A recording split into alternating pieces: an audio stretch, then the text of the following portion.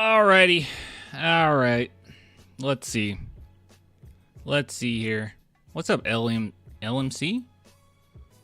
I see I'm on TikTok. I wish that TikTok comments would come up on screen. Or maybe they do and I'm missing it. I don't know. The light's too bright. Oh my god. Can it be lighter than that? Yeah, that's better. Whew. What's up, y'all? How's it going?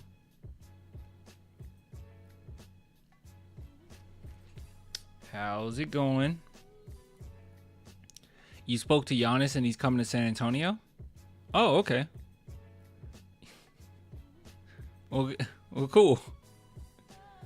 Please, no Giannis. Wait, what? Clan hit us with the news, big dog. And Jeremy? What you mean? What it do? What it do? What's up?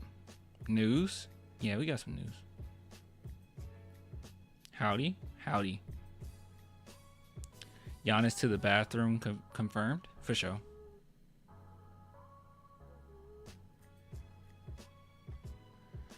Why is no one talking about trading up the 14? You don't want to trade up the 14. You don't want to give up anything to trade up to 14. It's nothing that's really worth it. Like, by the time you get to 14, let's see, you got Dylan Harper, and then when you get to 14, you can get possibly Carter Bryant, who's really good. I wouldn't trade up. It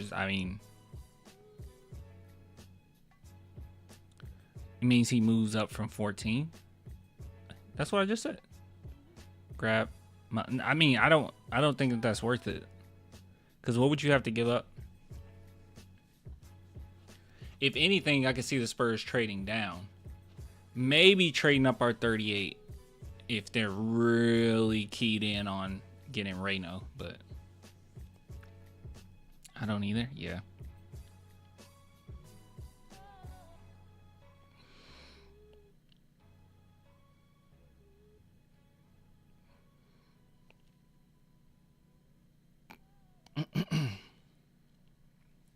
It's like something in my throat and I want to cough it up, and I'm afraid that if we go ahead and start the segment that it's gonna, yeah.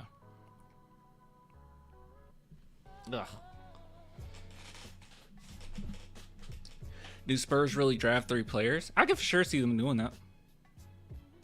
I can see them doing that. Let's go OKC. Oh, a Thunder fan. I don't really hate Thunder fans the same way I hate Houston fans, so. Where's Mikasa? That's a good question. I don't know. I think she's in the closet. Yeah, I think she went to the closet.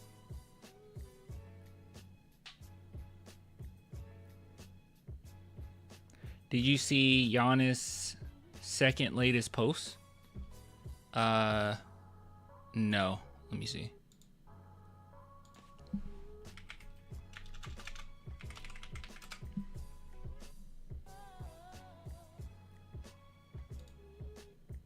Let's see.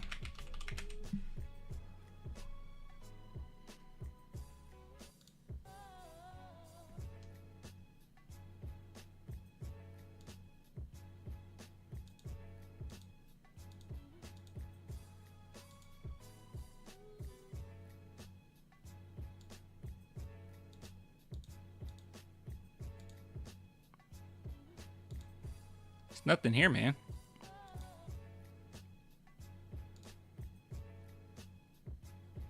It says second latest post. There's nothing here. Unless it's...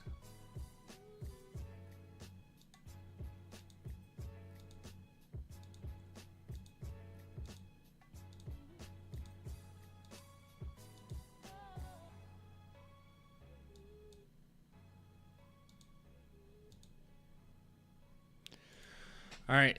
So there is some latest Giannis news, which I wasn't really going to go over it, but basically it looks like he's going to stay with the Bucks. Hold on, give me a second, cuz it's like there, I got to cough it up. Hold on.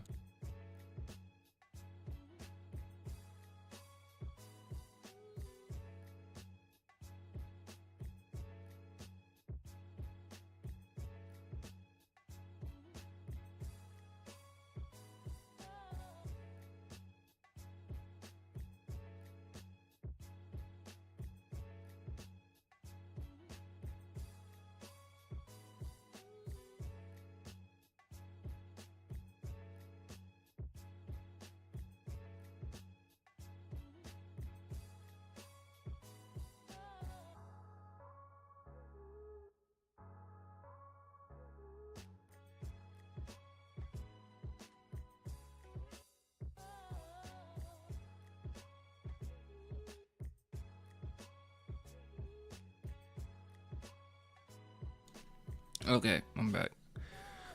Check the purple one.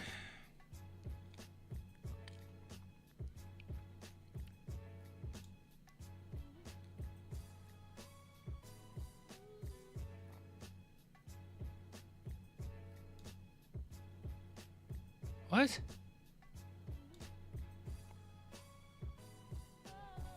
Guys, what are you talking about?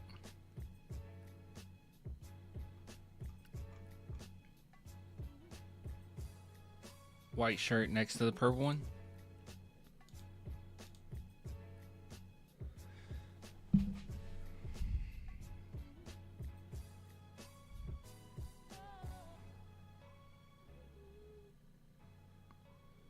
You guys are getting desperate. You're getting real desperate, guys. That's crazy. That's a crazy. I mean, I know sometimes I say things that's a little bit of a stretch. That is insane, bro. That is Mr. Fantastic level of stretch. That ain't that. That's crazy. That's a crazy. You guys legit want me to do a whole segment about this. Peak delusion, a little bit. I do have a segment though that I wanted to go over, and it's going to be a little bit of clickbait. All right, so everybody here, you know, all right, you know that clickbait is coming up, okay? Because I think it'll be funny. It might make some people angry, but I want to do a segment on Dylan Harper, and it's going to be we probably should give up on him, but like it's a total joke. So you guys know it's a joke coming, but our future people that see the segment, it's clickbait. It's pure clickbait. I'm not gonna lie to you. Give me a movie to watch tonight. Have you seen City of God? Actually, I don't have to do any of that. Go to my letterbox, please. Clan the Film Fan on Letterboxd. All right. If you go to my profile, you can see some of the things that I've seen recently. All right, Midnight was really good. I really enjoyed that movie. That's a good one that I just watched. Time is pretty great. What other ones did I see? Oh, actually, hold on. Yeah. But if you want a masterpiece, City of God. Watch City of God. Another Round 2. Those two were freaking phenomenal, bro. Yeah, City of God is peak. It's pretty peak. I'm not going to lie to you. I hate that I haven't seen it. That this is my first time seeing it. Actually, look at my curve. My distribution curve is actually pretty good. I never looked at it. 10% got 5 out of 5. 15. It's like a perfect curve. That's crazy. Yeah, that's kind of crazy. Most of my movies get a 4, it looks like. But yeah, go watch it. It's really great. City of God or Another Round, but probably City of God. That's a masterpiece. Let me lock in on that letterbox. Yeah, what you can do is you can go to my clan, like I said, Clan the Film Fan, and go to my lists. I have a whole list here of movies. You can go to Amazing Films, Who Won't Waste Your Time, and I basically just add the best things I've ever seen on this list. Like I just been doing that. City of God catapulted all the way to top 10 for me. Like it's number 7. Some recent ones I've seen is Love Exposure, Eternal Sunshine for the Spotless Mind. It's another recent one. Nosferatu. I just seen recently.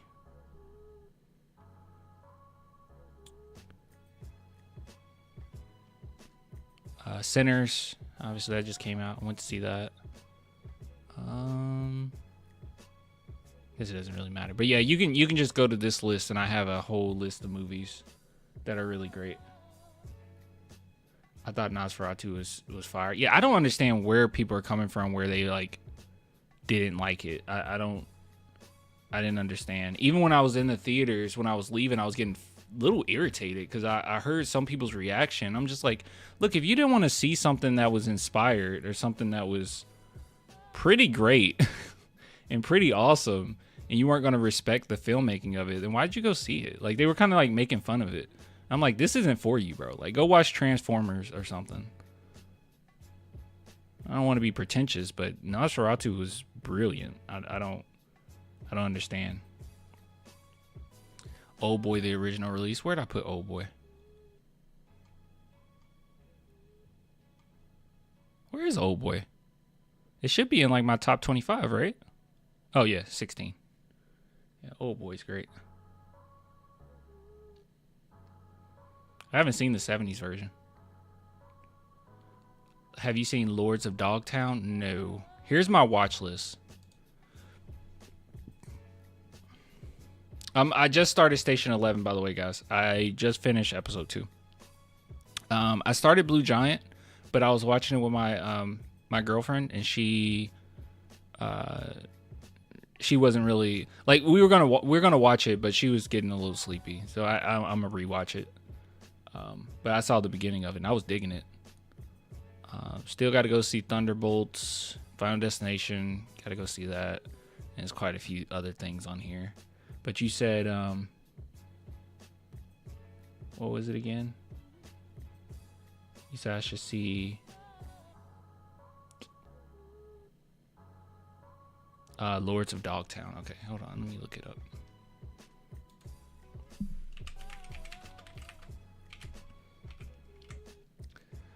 Sing Sing was amazing. Yeah, that's my list. My watch list. Lords of Dogtown. 2005. Oh, right. Wait. What's this about?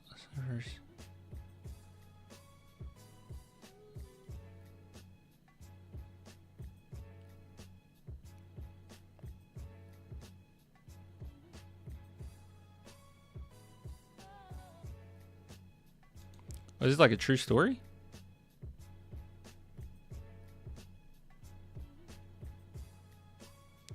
Okay.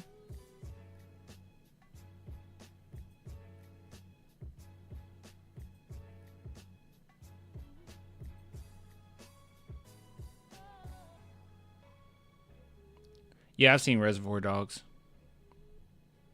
Have you seen Do the Right Thing? It's on my watch list. Perfect Day. I think Perfect Days. I think that's on my watch list too. Yeah, this got to be on my watch list. Pretty sure it is. Oh, yeah, it's on my watch list. Here, I'm gonna take it off of it and put it back on so it's near the top. But yeah, I still got to see that. What's your favorite horror film? Trying to get into horror. Oh, my friend. Oh, I'm happy you asked. My favorite horror film of all time. And there's a few. Actually, we'll go back to my list. This is my favorite one. Tell Two Sisters. But if we go to my list, I need to make a horror list. But The Wailing. So these are some to write down, okay? You ready? These are brilliant horrors. These are horrors that's so peak it doesn't get better than them, okay? I'm gonna give you like 5. So keep them in mind, okay? The Wailing, masterpiece of a film, phenomenal horror. Like these movies are so good in the horror genre that you'll see everything else is crap. Like you won't want to see anything else, okay? So The Wailing is awesome. Tell the Two Sisters, that's my favorite horror film, which I probably need to adjust where this is because in reality, it's probably not as high as I got it. Like it should be like a little lower, but it's my favorite of all time. Like that's top tier. So The Wailing, Tell the Two Sisters. Let's see what else we got here. Gotta hook you up. The Witch. Okay. The Witch is awesome.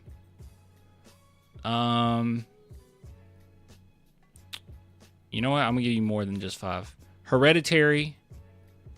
I would even go as far as to say Black Swan. I don't know if people agree if that's a horror or not, but I think it's pretty horrific, pretty scary. This movie freaked me out. Okay?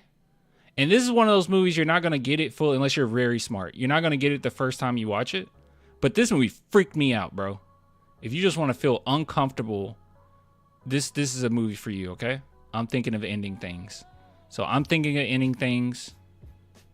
I like A Late Night with the Devil, but I wouldn't say it's that scary, to be honest. I also love It Comes, but I don't think it's that scary. Let's Let's see. What else is like scary? Saint Maud, I wouldn't say it's scary. When Evil Lurks is pretty scary. That's a great one. I'll leave you with those. So let's do When Evil Lurks. We'll do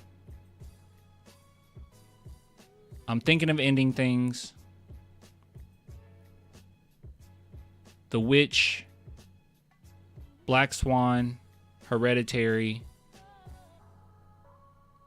Tell of Two Sisters, and The Welling. But if it was up to me, I would want you to see A Tale of Two Sisters and then The Welling. But The Welling is by far a masterpiece. Dark Knight at 87. You got to look at the list, man. You got to look at the list, okay? You got to look at the list here. All right, these are some phenomenal films, okay?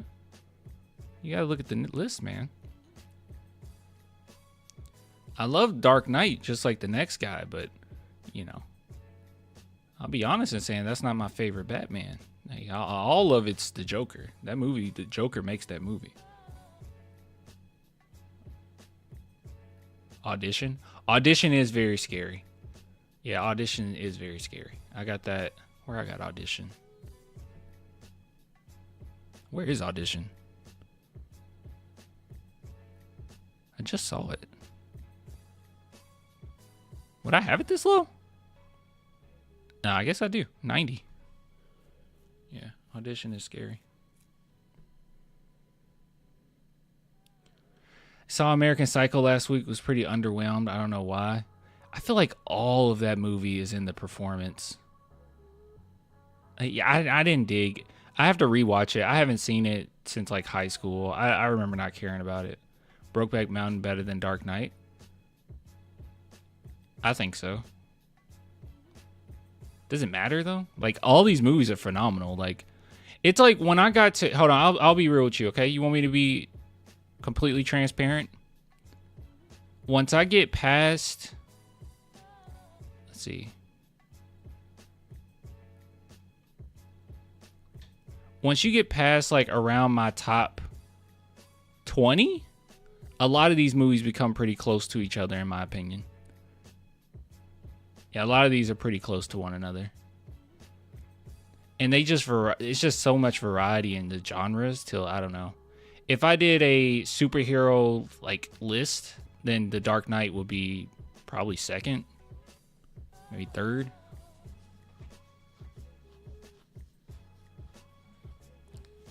Saw Sinners today. Scary because I got food poisoning at the theater. Gosh. The scariest movies I've seen is Come and See. Still haven't recovered from it. Come and See. I don't think I've seen that. Oh, wait. There's another movie. Hold on. There's another movie. Crap. I just saw it. And it freaked me out. Where did I put this on the list? Was it this far down? Oddity. Oddity freaked me out, bro. Oddity freaked me out. That's another one that's pretty scary to me. I really liked that movie. Barbarian's really good too.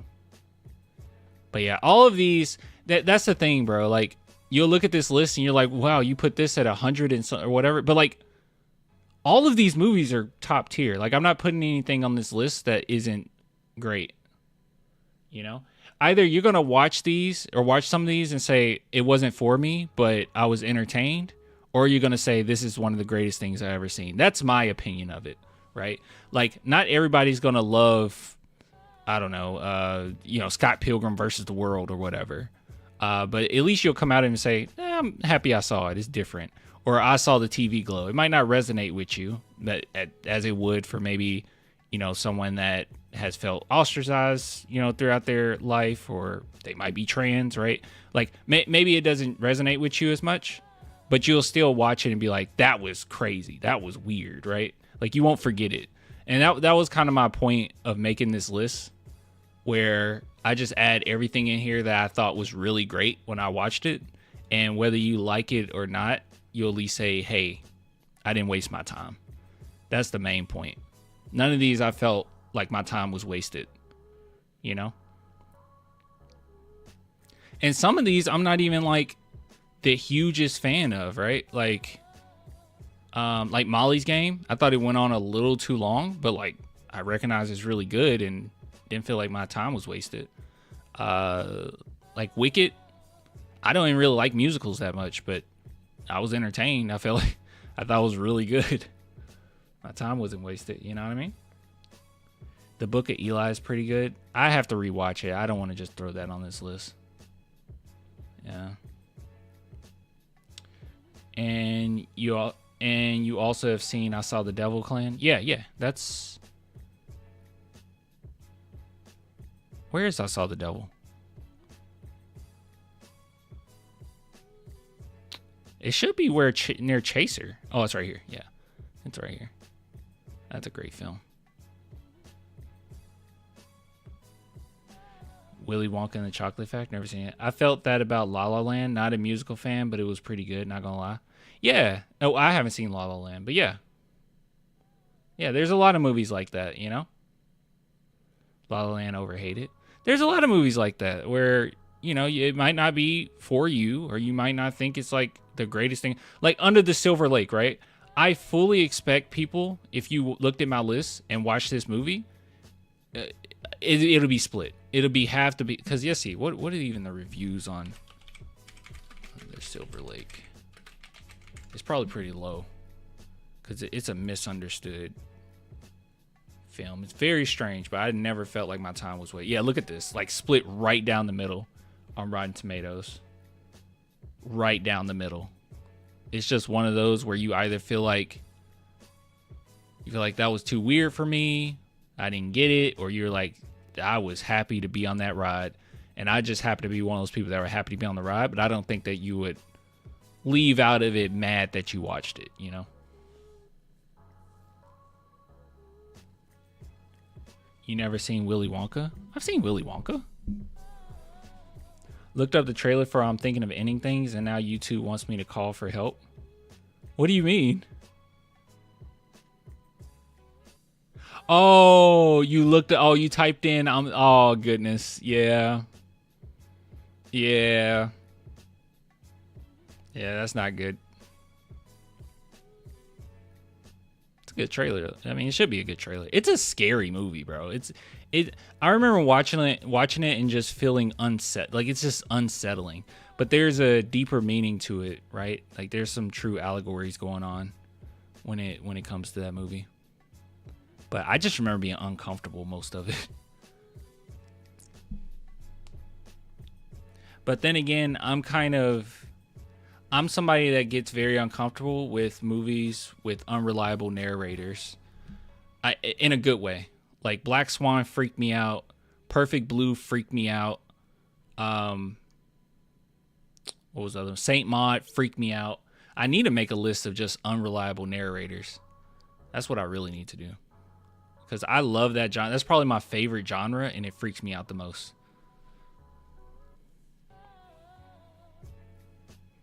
Because the movie is not structured like your typical movie, right? Like things can come out of nowhere. And I don't mean like just jump scares. It's so weird and unpredictable. It freaks me out.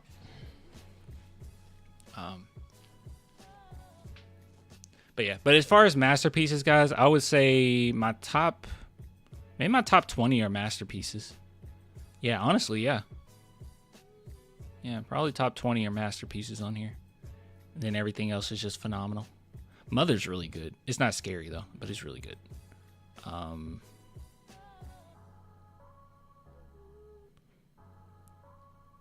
really love Seven Samurai. I don't know how you guys feel about it. I know it's a super old movie.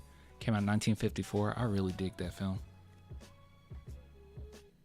Unreliable narrators like Spurs reporter. City of God is a top 5 movie. Yeah, I got it on my top 7. Yeah, it probably could move up, honestly. You know what? I'm probably gonna move it because, like, I want to put it like Train to Busan is so good, but I think my bias is coming into play there. I'm gonna move it. I'm gonna move it past Train to Busan and Everything Everywhere All at Once. I'm gonna put it in the top 5 for now. more movies I watch, we'll see if it get moved out of the top 5. But it does deserve it. It can't. It deserves it. Hold on. Yeah, there we go. It just feels wrong. Feels a little wrong. I've never seen Star Wars, Lord of the Rings, or Harry Potter. Is it worth going back at this point?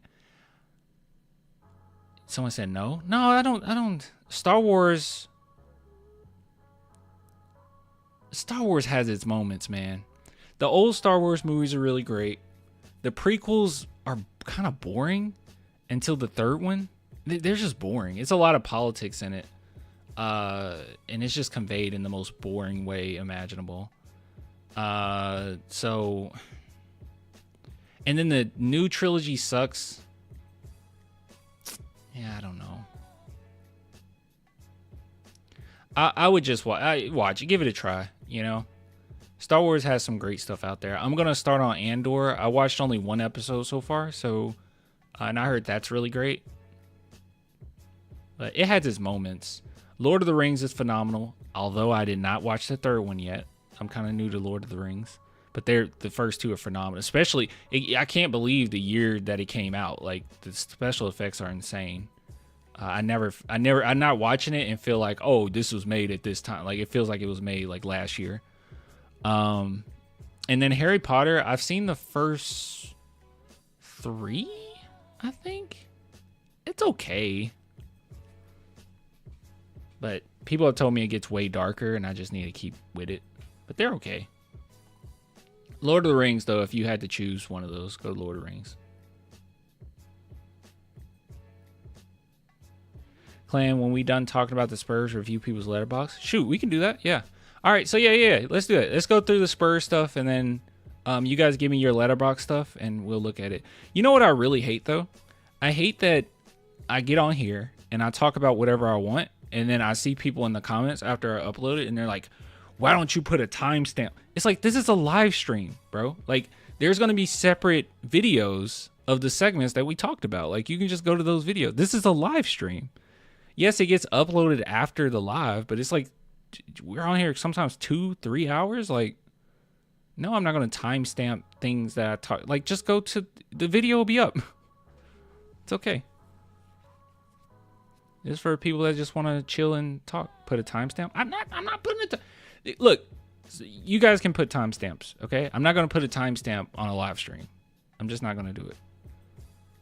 There's so many, YouTubers that I watch and I look up to, and they don't do it. So I don't want to do it.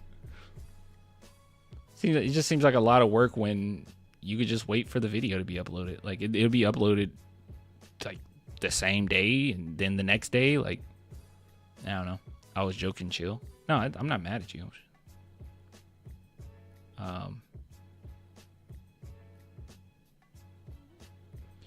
Okay, so where are we starting with? All right. Guys, this is some big news. All right, guys. Chat, people that are watching this on YouTube after we upload it. This is actually some really big news, okay? So I actually heard this before. Someone tagged me in it, but I want to shout them out anyways. So big shout out to Morgan for tagging me in this. And this is a big deal. So if you guys have not heard, the San Antonio Spurs, along with the Atlanta Hawks, Sacramento Kings, and Chicago Bulls, have been in talks about possibly getting RJ Barrett. Now, you can take this as you will, okay? I wouldn't lie to you about anything. I just wouldn't. I can confirm, yes, this is absolutely true. This is absolutely true. Now, as far as the details, I won't say any of that because I have heard, but won't tell you any of that. But I will say it's out there, and I can just confirm, yeah, this is absolutely true. So the Spurs are in conversations about this. As far as whether or not it happened, we'll wait to see. I know that fans in particular are going to have kind of mixed feelings about this, right? But I'll tell you this right off the bat. If the Spurs can manage to have RJ Barrett give up maybe a few seconds or something like that, maybe a first, I think that it will be worth it. I know that he'll be, I don't want to say a project because that's a little inaccurate, but I know that he can be a little inconsistent, but he's had many different games throughout this season where he could put up 35, 39, like 30 points. And it's very impressive. So RJ Barrett, he has plenty of potential, and he's already shown that he can be a bad man at times, right? Now, what's the most promising, and I guess actually let's go back down to some history, okay? If you guys don't remember, this isn't the first time the Spurs showed a little bit of interest in RJ Barrett. There were discussions before pertain to possibly giving up Devin Vassell, or at least he was on the table. Is it from this article, actually? I might have brought up the wrong article. Hold on. Let's see if that comes up. Let's see. Spurs should create trade framework with star shooting guard Devin Vassell as its centerpiece. Financially, Barrett will make... I'm pretty sure... Okay, so this is just saying what they should do, but I'm pretty sure we were in talks... Possibly, like they asked about Devin Vassell. I remember that. But if the Spurs can manage to keep Devin and have RJ, that would be crazy. But the difficulty that we have here is the amount of money that he makes. So that might be something that you might be worried about. If you're worried about the inconsistency, though, I think if you put this in perspective, right, a little bit of nuance, RJ Barrett currently, his usage rate is the highest on his team. And with the usage rate being the highest on his team and the team being on his back and him being a little bit inconsistent, he has some pretty good stats though, right? And I can only imagine what a bench would look like if we had RJ Barrett being one of the players to lead it. That would actually be pretty nice. I don't know how you guys feel about that, but it's something to at least talk about, right? So just something to keep in the back of your mind. Possibly somebody that the Spurs could go for. But as it stands, what we do know for a fact is that the Spurs have entertained it, and it's something that's been talked about. And maybe we'll wait and see what happens near draft day, right? If you guys want an update as far as what things look like the upcoming draft, big shout out to Josh Paredes for posting this. So this is the off-season guide that he posted. So as far as San Antonio can negotiate with their own free agents, that's yet to be seen because it's after the finals, but it could be June 14th, 17th, 20th, or the 23rd. You can see here that the NBA draft is the 25th, 26th, and then deadline for player team options and qualifying offers to free agents is the end of the month, June 29th. So you probably need to screenshot that or just go to Twitter and like it, repost it so you remember. But yeah, so this is something that's been discussed. We'll see what comes out of it. But I do think that, you know, if you have any doubts as far as RJ Barrett is concerned, keep in mind that he's very talented. And under the San Antonio Spurs, his usage rate would change quite a bit. And I think that he will be an absolute beast if we could just use him coming off of the bench. He said Harrison Barnes type of role. Yeah, possibly. I don't think because how is his three-point shooting? Oops. Three-point shooting, 35%. It's okay. It's all right. Not too shabby. Not too shabby. So yeah, I'm pretty optimistic towards this. If they can make it happen, but you're gonna have to get rid of the right guys, right? But luckily for us, the Spurs did a good job of making sure these contracts are set up in a way that we can make things happen, right? But there's a few players that come to mind that I can think of that you could probably move off of. I won't tell you exactly what I heard, but this is absolutely true. So we'll just wait and see if anything actually comes from it. Because just because they inquired about it, just because it's out there, doesn't mean that it's going to happen, right? And as you can see here, there's some, I didn't know about the other teams until I actually saw this post. But apparently they're also talking to the Hawks, Kings, and Bulls. So you never know. So we'll just wait and see. But yeah, Cam Johnson would make us a 50-win team. Cam Johnson would be a nice addition. You know what I mean? Yeah, see. Here's Mars type of role.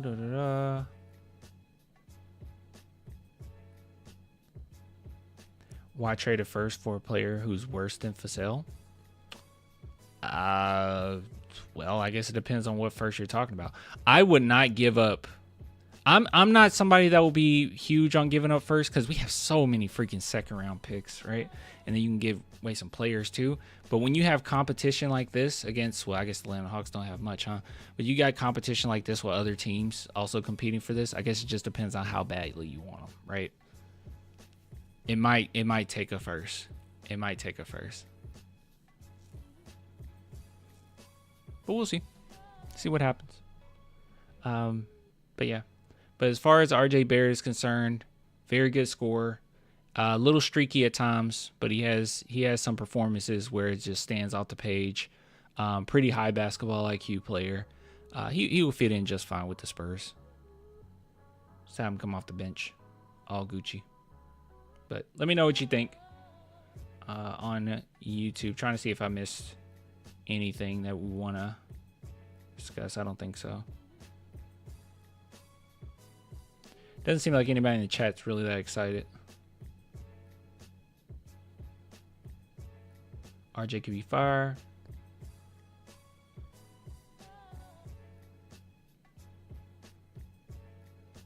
Not efficient, but consistent.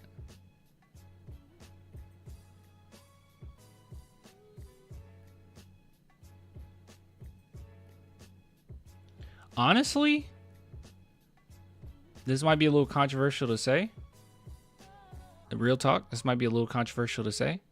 But I'll say I think RJ Barrett actually creates shots a little better than Devin, even though Devin's really good, right? I think if you want to compare the two, I do think that he creates shots a little bit better than Devin. Creates space a little bit better.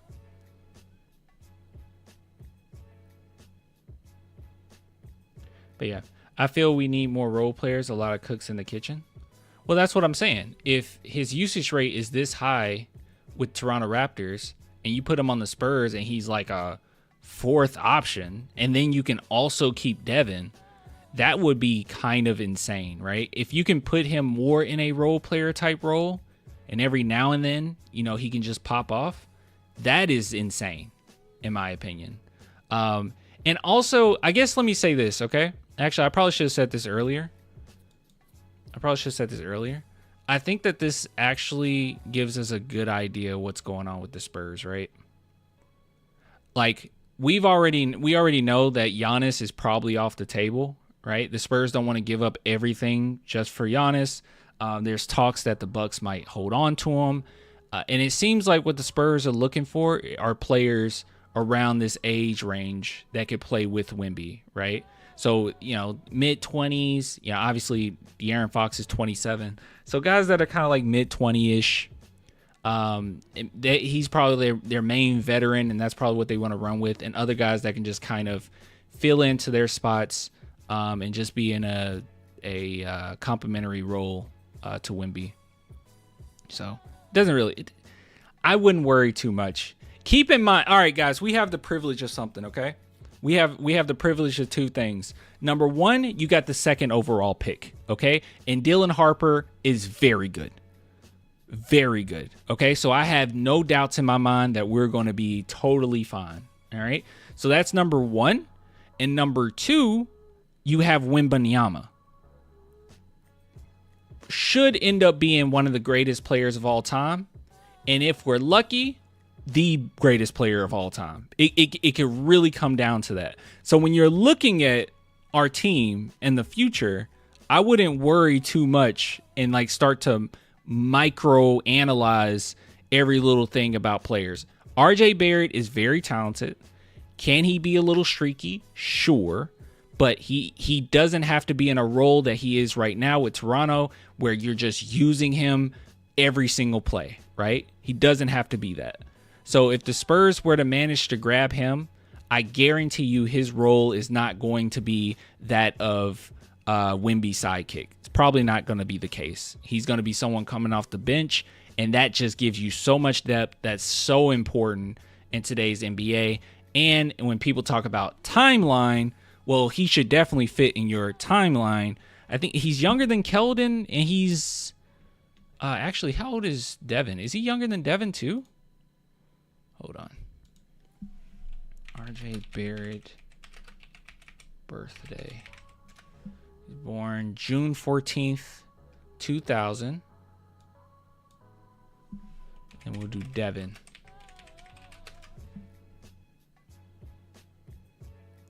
Okay, he's like slightly older than Devin, but they're the same age. Just a few months off. Yeah, like slightly older than him. So yeah, this is the age range the Spurs want to go with. So I think that we can at least start crossing people off the list, right? Unless we're talking backup centers or backup big man or whatever, we probably can mark people off the list that are in their 30s. The Spurs are going to go after guys in their mid-ish 20s. Guys that can produce right now, maybe have a little bit of upside still to their careers, but you can fit them next to Wemby. But yeah. RJ Barrett is low-key just KJ. He's better than KJ. No offense to Keldon, but he's better than Keldon. Anyways, just wanted to throw that at you.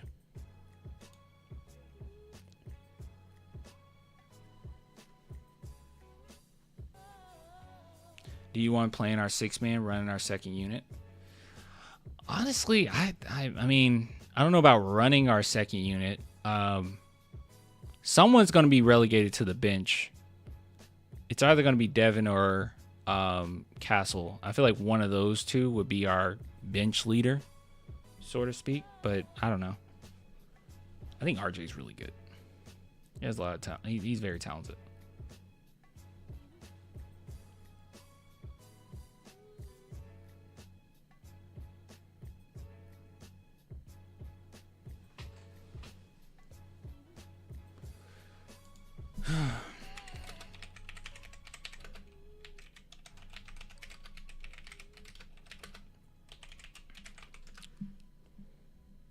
Keep in mind, I think a lot of negativity towards his way is the fact that he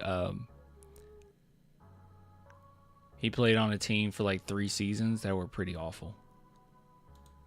All the way around pretty awful.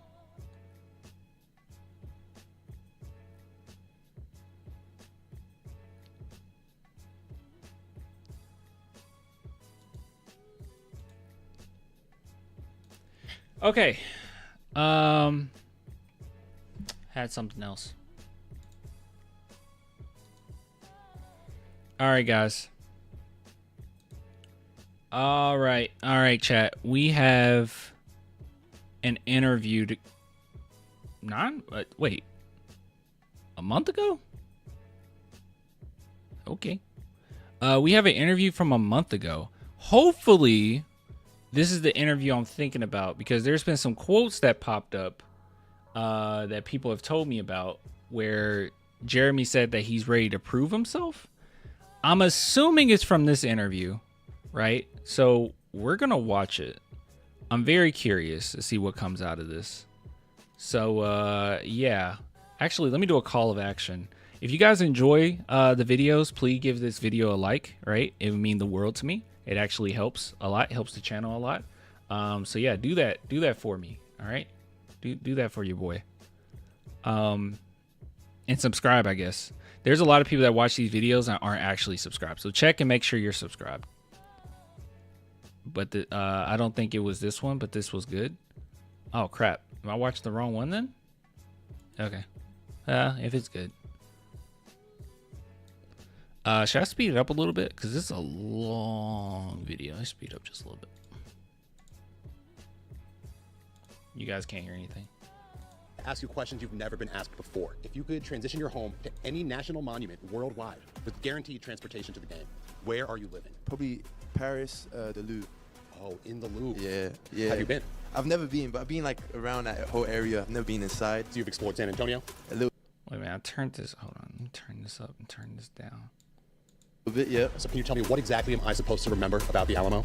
Ooh, snap. I don't even know. Dude, I went to the Alamo when I was a kid. I don't get it, bro. I don't get how you enjoy that. I don't see how anyone can enjoy that. It's awful. No offense to my San Antonio people. It's so boring, bro. I don't see how you go there and enjoy that. All I know is they play great defense. Yep, there you go. Is that why the Spurs are known as a defensive team? Yeah, a team that plays together, plays defense Alamo is a gift shop. That's all it is. and offense. Now, you're an art fan. If you had to commission a portrait made of yourself by any Why is artist, there so much mute? Is this the whole interview or is this like a preview of the interview? Why is the music like this? The historical significance carries it? I mean, I don't know. He said it's more of the history behind it, but yeah, it's pretty lame. It's so lame. They need to do something. throughout the course of time, which artists are you choosing, and then what medium are we working with? Sculpture, watercolor, realism. Probably Salvador Dali. Just make me look crazy. His work is all over the place. Sometimes it doesn't make sense, so see what he can do. That's an amazing choice as well. This is the most random setup ever. They're getting sponsored by Home Depot, and then they have Home Depot on a Nintendo Switch. Where you hanging that? Right above my bed. It's pretty cocky of you, the portrait of yourself. All right, how many countries would you say you visited? Over 20? Probably. Okay, we're going to play a little game. I'm going to name a category. Oh You my tell God. me which country does it the best, okay? Food. Dude, that's so hard. If you want to make this one a America. top 3 for this specific category, I'll give it to you. Japan.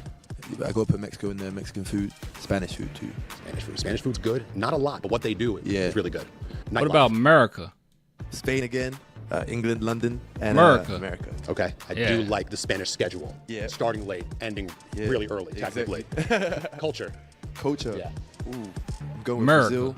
No, we're keeping it one from now on. Okay, Now Brazil. What about Brazil? Just like the vibes. Like I've America. never been. I want to go. What I see and like what people have told me about it, it's just good vibes. Local America. music, the sun. Who does work-life balance the best? Because I know it's not here. Yeah, America. definitely not here.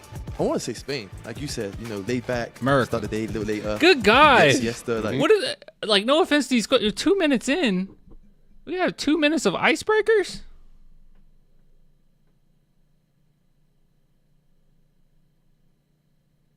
America. all of that. What about cleanliness? The cleanest country you've been to? Finland.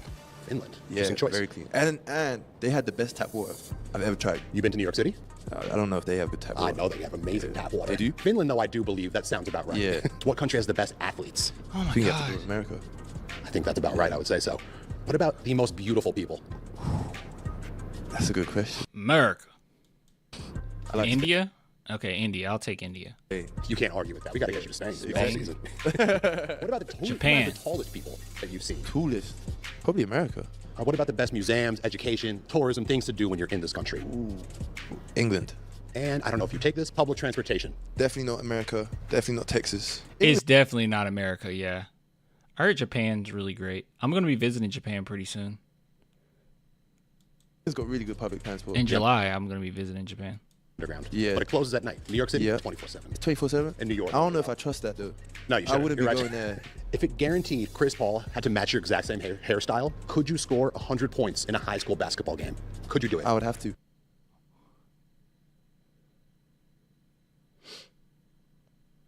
Come on, y'all.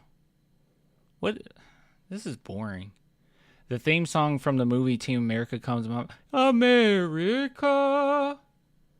America.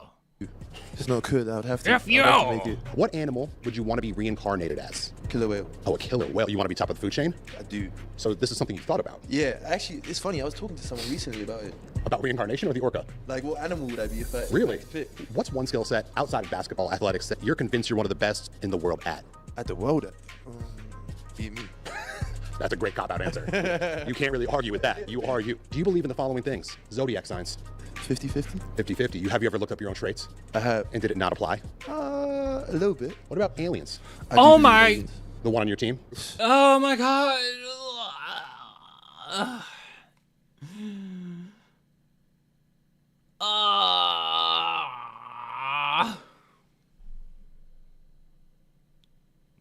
That's one. The first time you saw him, were you shocked at the physical size? Yeah, it didn't Okay, feel right. okay. Woo, we're into basketball. We're 4 minutes in, and now we're talking about basketball. No offense, but that was a long icebreaker, and I had it on 1.25 speed, guys. Oh my god. Right? Because, you know, I'm 6'9", 6'8", but in front of him, I feel tiny, and that's not right. What about reincarnation? I think you guys are right. He is jealous of Wemby. This is rough, man. We're talking about reincarnation? Tupac. Some sort of way, I believe, you know, we're all energy, so the energy has to go somewhere. Do you believe in love at first sight? I don't think so. Sorry, ladies. I know. I wish. You know Gucci Mane? Yeah. Do you think he's a clone? What? No, I don't know enough about him. Okay. He went into prison really fat and out of shape Oh, yeah. and left looking like Dwayne Yeah. Wade. Maybe he was just motivated. I think so. Yeah. I think that's more right. Envision this scenario. It's Game 7 of the NBA Finals. Okay. Spurs Okay. are down 2 with 7 seconds left. Coach Pop draws up a perfect play for a wide I'm gonna miss you, Pop. All right, what are we doing? open shooter in the corner. Who's taking the shot that is not an athlete? What? Dude, we were so close. We were so close to an NBA question. We were so close. Who takes the shot that's not an athlete? He's like, we're talking basketball. All right, here's a basketball scenario. Now, let's not talk about basketball. What? Dude, I don't know. Denzel Washington, I don't know. He acted in a basketball movie, dude. Lil Bow Wow, he was like Mike. Beyonce. Beyonce. Trust her game. Who would you say her comparison was? Curry. She's went like, so she got a jump shot. Yeah. How do you think American high school sports compare to overseas? Overseas is a lot better. There we go. In In terms my of what? opinion. Here in high school, there's more exposure, the fans, you have cheerleaders. That's cool, but I think like the level of basketball and like the teaching point is Europe. So all those classic American So basically, we should just get as many European players as we possibly can, which I am in favor for. I am definitely in favor for. Reason why the Spurs were so successful 2014 was because we had so many different cultures that actually knew the game of basketball. Yeah, I agree. stereotypes, the big school cheerleaders fan section. Was that a shock to you when you came? Yeah, I mean, before that, I was at a little gym, maybe 50, 100 people watching, and then going into high school, it's just a whole big show. And it was pretty cool to be a part of. So you're a fan of that atmosphere? Yeah, 100%. In terms of tall tales, I'm going to tell you a scenario, an NBA what if. Tell me how you think the situation would have played out. Okay. So tell me, what if KD, Russ, and Harden stayed on the Thunder together? Ooh, I good question. think they would win. I don't think they will win. The fact that they allowed the Warriors to come back the way that they allowed the Warriors to come back, I don't think they would have won. I think that would have had 0 chips. Yeah, I think they still have 0 chips. I don't want to be the guy, like the believer of like, oh, you need an alpha, but like kind of, bro. Like Harden and KD were obviously the most talented, but then you had Westbrook, who made some questionable decisions, and he was probably more so the leader. And I just don't know if that works. But I could be wrong. I don't think they would have got to, like, individually, they would have got to the level of where they at now. But that's, again, sacrificing for, you know, the better. What type of range of rings are you thinking for them? 3. Look at that. You see that? He's all about sacrifice. I was talking to somebody about this earlier, and I think one thing that Spurs fans often, and not all Spurs fans, but specific Spurs fans really underrate when it comes to someone like Sohan. It drives me crazy, bro. It drives me crazy. Like, we are so fixated on, and this is important, don't get me wrong. Like, this is why I want Dylan Harper, right? This is why Wemby's so great. But, like, we're so fixated on how talented someone is, and we start to forget that sometimes the most talented team isn't even the one that wins it all, right? Like, you can be extraordinarily talented, but at the end of the day, it takes so much willpower, and it takes taking the game seriously and wanting to win, being willing to do whatever it takes to get the W, right? The Miami Heat, they were more talented than the Dallas Mavericks, but the Mavericks still beat them, right? And convincingly so. And I think a big part of it is just wanting wanting. I don't want to say this is all the time, but a big part of it is really wanting it and really caring about the basics and really caring about the details. Like, I never thought, as long as I've been a Spurs fan, I never once thought that our team believed that they couldn't win it all. I never thought that. Even when everything was stacked against them, there were certain series they just would not go away. And this is why I love guys like Sohan, because I think he'll be this type of player. He's already kind of shown it, but we ain't really got to see it in a playoff setting. But he is the type of guy that is relentless as far as thinking that his team can win, and relentless when it comes to respecting the game of basketball, right? It's a lot of attention to detail in his game, I think, and he's just getting better and better. And he's just one of those guys. But I think back on the 2011 Spurs when we lost against the Memphis Grizzlies, and I think we took them to Game 6, right? That game where Gary Neal hit that big shot, that game was incredible to me. It's one of my favorite Spurs games because we had no business winning a game versus those Grizzlies. I know that they were 8th seed, but we were already beat up. They were on a roll. We had no reason to get to have a fight in that series. And the fact that game, they were like, we're not going home. We are going to be relentless. We are not going home. It just stands out to me. It's just one of those teams where every single player believes that we're going to win. Or you think back against the Warriors, right? When Manu Ginobili had his iconic game. I think it was his last season with us. And, remember he got the Ginobili chants and everything. Had a tear in my eye. But that was a game where it's like, we're relentless, right? They're more talented, but we're going to get this win. And I feel like having guys like that is super important, and we take that for granted. The way that the Spurs draft, the guys that they bring on the team are all like this, or most of them are like this. Sometimes you can get away with having a player or two that's just talented, don't have that type of mindset. But like our main core is always like this. I feel like Sohan is like this, Wemby's like this, Castle is like this. Like these guys really care. I really do think that they care. So I don't know. A lot of guys go to the league, especially young guys. They just come in, try to make their money and move on. But I think they respect the game of basketball a lot. And I think that that's something that people don't really give a lot of credit for or notice. And they're just fixated on names and getting the right talent, where it's like you need both, right? Because everyone in the NBA is talented. And sometimes things aren't going to be perfect, right? You're going to have a guy that's out, or, guys aren't feeling the best.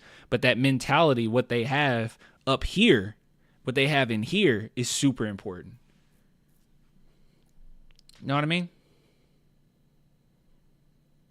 You guys know what I'm saying.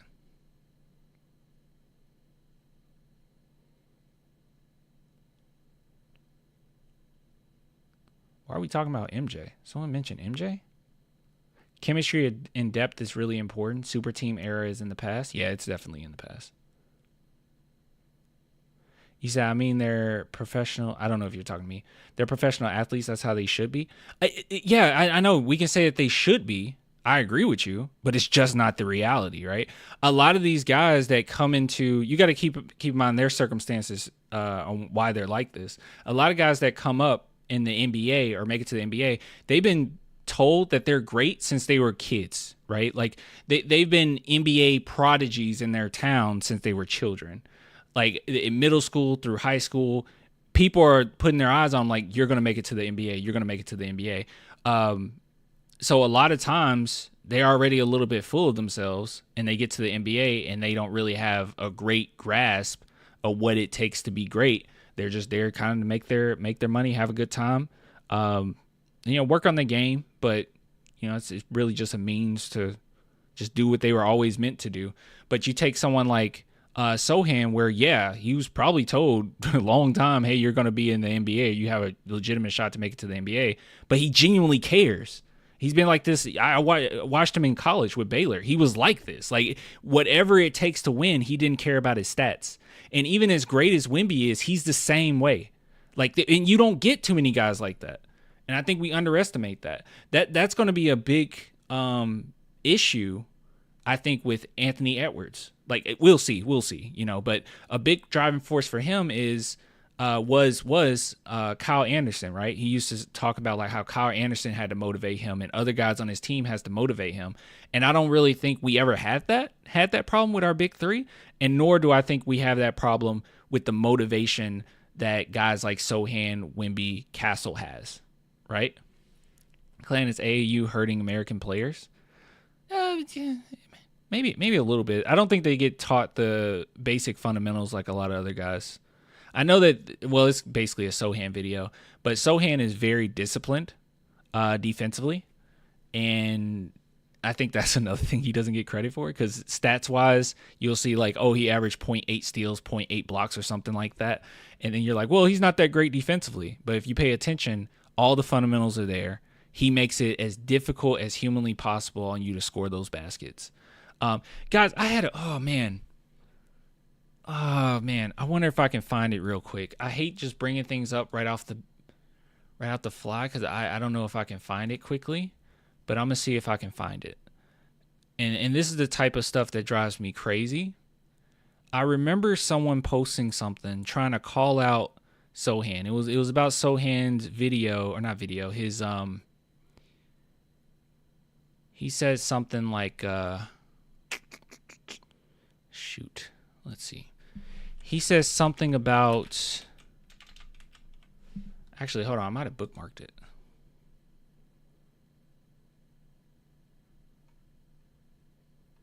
Crap, I didn't bookmark it. Anyways, let's see if I can find it really quick. If I can't, oh well. But someone was talking trash about Jeremy, because it's when he said, why does King James flop so much? And then someone was like, is this you, bruh? And then showed him playing defense against LeBron.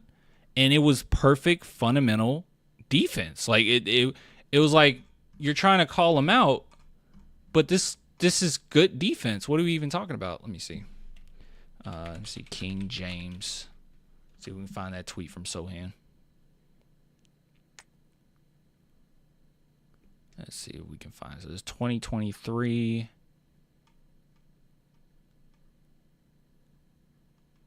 It was this play.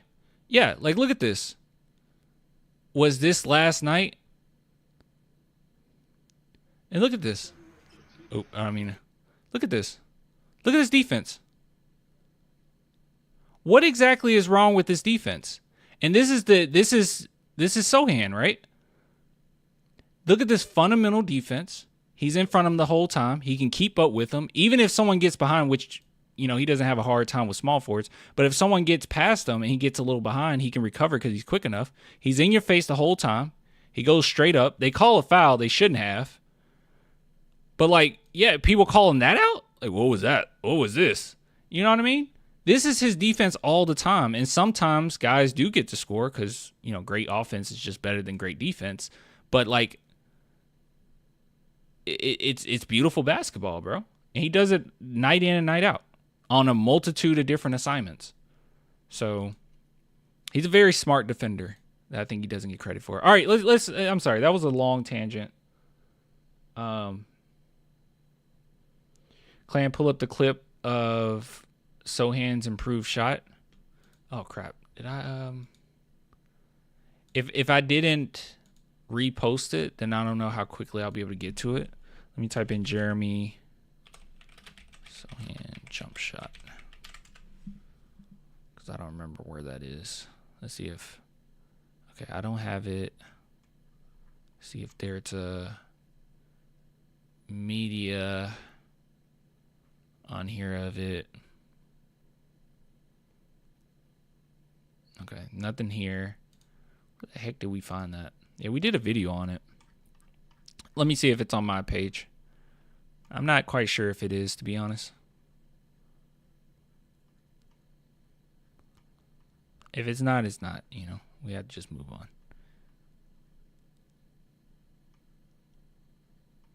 Don't think I have it. Yeah, I don't think I have it. It does look nice, though. Yeah, I don't think I have it. Sorry, guys. Wait, was that it? Oh, wait, here it is. Here it is.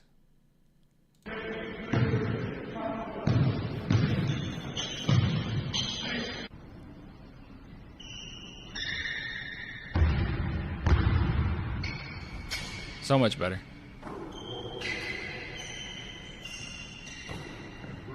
Yeah, the hitch is gone. But that's the thing, guys. I think the hitch was due to them wanting him to. I could be wrong. I could be wrong here, right? This is just my opinion. I could be wrong though. But I think the hitch was to focus in on the arc, and now you can see that his arc is much improved, and now they're into the second stage of getting rid of that. It seems really, though, with Sohan, there's been like a step-by-step basis with things, right? I mean, even with the one-arm free throws, it's not just to be flashy. They're obviously working on aspects that he's struggling with to make it more of a habit. But yeah, you can see that it's a little bit more of an arc now. Looks like it's a little bit more consistent.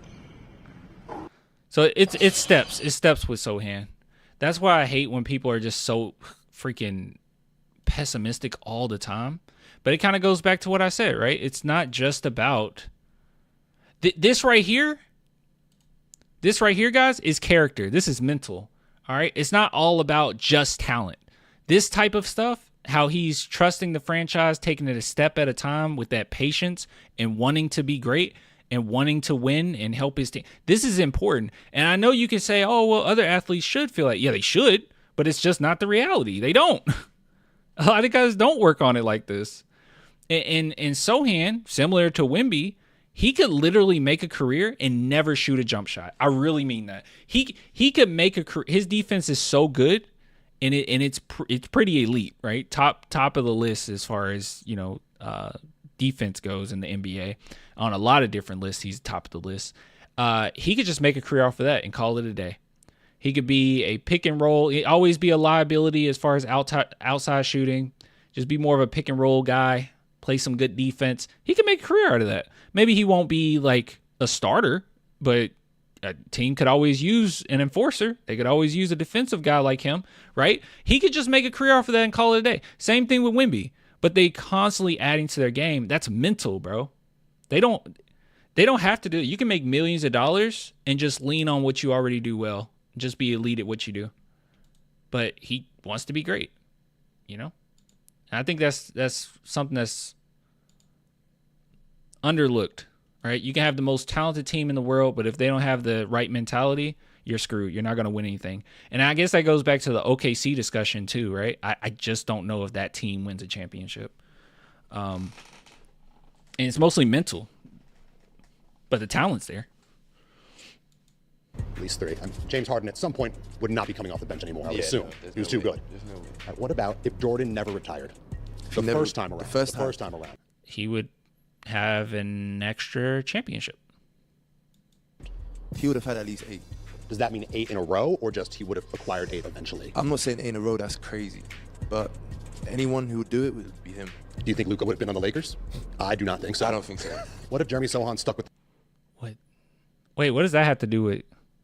Do you think Luka would have been on the Lakers? Can someone explain that to me? 8 Pete?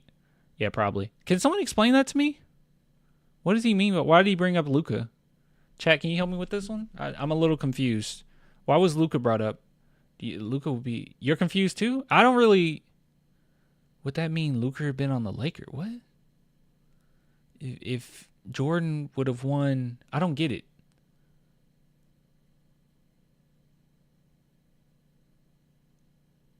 I don't... I think the chat's a little baffled too. I don't know. Is this an overseas interview? I have no idea. I don't know where this is at. Why did Sohan chose to interview with this? Wait, I don't know if this guy's a clown. This guy's probably cool.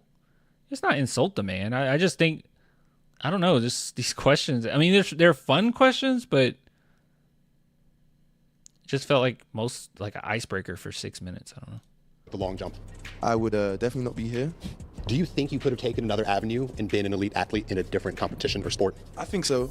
So I feel like if I did something else, pursued a different career, I think I'd be able to get there too. What do you think would have given you the best? That's a lot of athletes. They could have went into other avenues. They're just that talented. But how great they would have been in those, I don't know. Chance. If I was a goalkeeper. Oh, you play goalkeeper? Yeah, I was a goalkeeper. Who would you compare yourself to? Prime Casillas. Wait. Did we know this information? Did we know that Sohan was a goalkeeper? Because we know that Wemby was.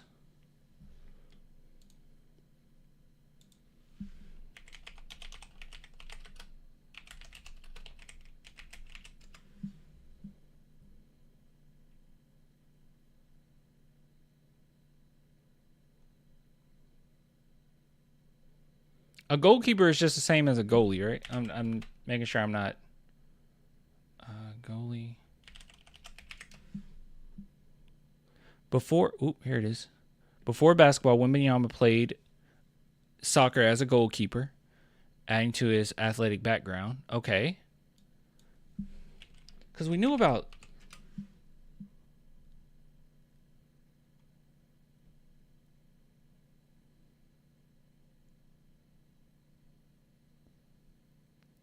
Oh, okay. Maybe we did know that already. Okay. Maybe we already knew that. We probably already knew that. And I just don't remember going over it. Ochoa, because that's my personal favorite goalkeeper. Really? He comes alive during the World Cup, and I feel like it's pretty bad any other true. time. Yeah. Speaking of soccer, what's the most unstoppable FIFA team of all time? Real Madrid right now. Right now. It's too much. It's crazy. So if you were playing someone in FIFA, they picked Real Madrid. Would you Okay. not respect their game? No. Who's your go-to team? I don't even want to say it. It's Liverpool. I don't like it. So why do you use them? You must like them to some extent. Because they're just overpowered on So you like winning more than you hate Liverpool? yeah. If you had to compare your basketball game to an artist besides Salvador Dali, who would it be? Picasso. I was thinking the exact same thing. Really? Because you are kind of out of the box in terms of today's NBA game, I would say. Not many prospects come around like you. Did you used to play a more fundamental He called himself Picasso? I love it. I love it. game? Because Picasso started simple and then Right. got I would unique. say, growing up, everyone that makes it to the league was pretty dominant and was probably the main thing on their team. But like you said, once you start craving a role in the NBA, not everyone's gonna get the ball in their hands and get 10 ISOs a game and score 25 points a game. So yeah, for sure. What's your preferred environment to be at? If you could only pick one. Somewhere with a lot of green, trails, where I could walk my dogs. That sounds like a lot of peace. How many dogs do you have? I have 2. What types? German pointers, GSPs. GSPs, like Yeah. PSG. Yeah. But opposite. Yeah. Do you have that dog in you? I do. What type? A large dog. Okay. Would you rather enter the octagon for 30 I wish we could this is weird. This is weird. This is like a quick fire question type deal. This seems like something they will post on San Antonio's Instagram, Like that dog in them. I wish we would have piggyback off of that a little bit. seconds with the Golden Bear or be swarmed by 100,000 bats inside the Alamo Dome with Manu Ginobili by your side to defend you? I'm going with Manu. He's already caught one before. So I think, he can catch some more and protect me from those bats. So this last question is a Home Depot question. Okay. If you could build any amenity in your home that you don't have, what would it be? You Right can go now? larger than life. You could think unrealistic, whatever you want. How much they pay him to be here? Underground bunker. Like a bat cave. Yeah. And what purpose is this serving you? I could do whatever I want in that back cave. So Okay, underground bunker. Yeah. You're tricking it out, cars, TVs, yeah. workout maybe room. Maybe like a couple cars. Definitely a workout room, little spa area, TV, kitchen, just everything I need to survive. Out of every question I've asked you just now, what percentage have you never heard before? 70%. 70%. I guarantee you if we went through it, it would be more than 70%. Really? But it's your call. 70%. I was asking you some standard questions in between too. Yeah. But 70%, that's a C. I'll take it. Say it's in the title. It's the format's in the title. I mean, Jeremy Sohan answers questions he's never been asked. I mean, I suppose, but you can ask him some questions about himself that probably were never asked before. I don't know. Man. I mean, these questions are questions none of us have been asked. I don't know. I didn't hate it or anything. It's just, yeah. Baylor legend. Music was fine. Awkward interview.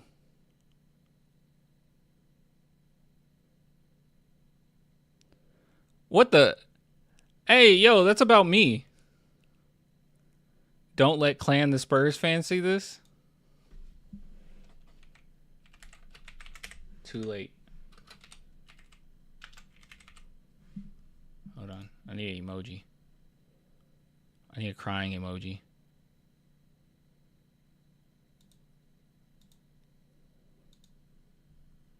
Too late. Boo ha ha ha ha. Busted? Yeah. I don't know. Anyways, I'll be honest. Usually, I come out of these and I'm like, "Oh, I really like that." I didn't really enjoy this. I did not like this interview, but I think that we at least got some good discussions out of it. But I kind of hated this interview. No disrespect to this man. No disrespect to this channel. I mean, it's a huge channel. Oh my god, I didn't realize how big this channel is. Yeah, no disrespect to them or anything. Yeah, I'm just a little smaller channel. I didn't enjoy this. I didn't enjoy this. Yeah, I didn't realize they did one with De'Aaron Fox too. Oh boy. Okay. That'll have to be another one for another day. All right. What are the freaking odds? What, somebody bringing me up? Hold on, let me put this to watch later. Yes, I am going to watch the Castle workout vid. Clan, there is a Spurs video where Sohan visited the art district and met local fans. It showed a different side to him. You should watch it. I saw it and it shows down to earth personality. Frosty, where is it? What? Wait, can you tag me it on Twitter? I don't want to look at it tonight, but De'Aaron seems arrogant. I never got that vibe. Well, no, actually I do get that vibe. No, I kind of agree with you. Yeah. De'Aaron Fox does seem a little bit. A little bit. I don't know if it's like in a terrible way, but when you're as clutch as he is, yeah, you're probably going to have a little bit of arrogance to you. I mean, I feel like Wemby's a little arrogant. But I feel like one thing to keep in mind is De'Aaron Fox decided to go to a franchise that's not ready to win yet. And he also decided to go to a franchise where it's very obvious he's going to be the second option, maybe third. So I think that speaks enough to his character, right? So, like, while his personality might come across as a little arrogant at times, his actions show that that's not very arrogant of him. He cares about winning more than anything, I think. So anybody that goes into a situation, they know they're going to be the second guy. I think those actions speak volumes. But then I guess we can say the same thing about Jimmy. Jimmy Butler's personality seems a little weird sometimes. Look at this, guys. All right, guys, you want to see something funny? Check this out. I've been seeing this everywhere. Everywhere, dude. The Brooklyn Nets fans have become obsessive. All right? They are it is an obsession when it comes to getting Dylan Harper. They have lost their minds. I don't know if you guys been seeing this, but it's everywhere. And it's constantly Brooklyn Nets fans telling us what we're going to take for them to get Dylan Harper. I don't buy into it. I think the Spurs are going to listen to anything, obviously, right? If there's a killer deal, you're going to make it happen. But so far, I don't think it happens, guys.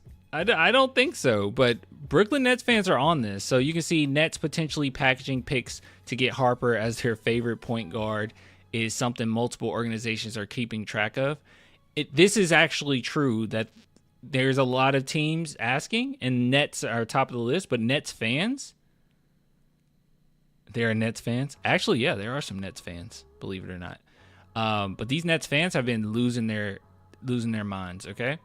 So one thing that's funny is one thing that I've seen, and unfortunately some Spurs fans feel like this as well, but I've seen quite a few Nets fans,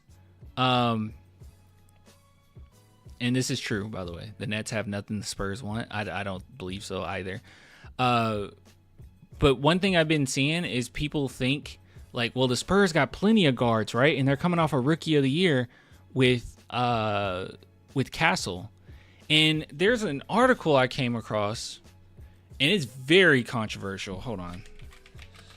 Let me see if I can find it. Where is it? Actually, hold on. I don't think I saved it.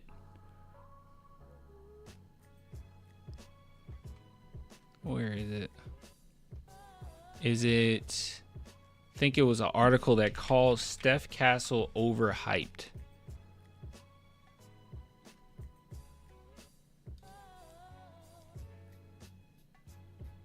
Where are you?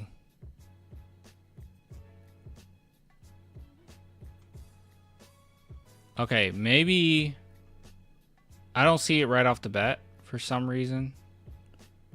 But from Air Alamo? Okay. Air Alamo. So you guys saw it too. Oh, here it is. Oh, I didn't realize the headline's actually worse than I remember. Yeah. So the wow. Okay. So this isn't the only. There's a lot of Spurs fans. It says Spurs fans aren't gonna like this. There's a lot of Spurs fans that do agree that you need to trade somebody if you get Dylan Harper. So this article in particular is pretty harsh. It says Steph Castle was not a strong rookie of the year. Everything is contextualized, okay? Maybe in a few other drafts he's not rookie of the year, but the fact that out of all the rookies this season, he was the best, why disrespect him in this way? But it says, to put it another way, if Steph Castle had been a rookie last season, he likely would not have finished top 3 in rookie of the year voting. Okay, we had a better... Okay, I'm going to read some of this and then I'll give you my take, okay? I don't want to just... Okay. Would not have finished top 3 in Rookie of the Year voting. This season, he won the award going away as no other rookie stepped up to the plate. Steph Castle is an immensely talented player. He is heady defender, a smart mover without the basketball, a willing scorer and playmaker. He played extremely well down the stretch of the season to lock up the Rookie of the Year award. He has also submitted one of the most damage. Okay, you're giving him all this praise. Let's get to the... Castle could turn into a... Okay. Or he could turn into Brogdon. That is a solid starter for many years. What is the... Okay, then what's the problem here? The Spurs should trade Stephon Castle. If this is the case, Castle's value may never be higher than it is right now. This is insane.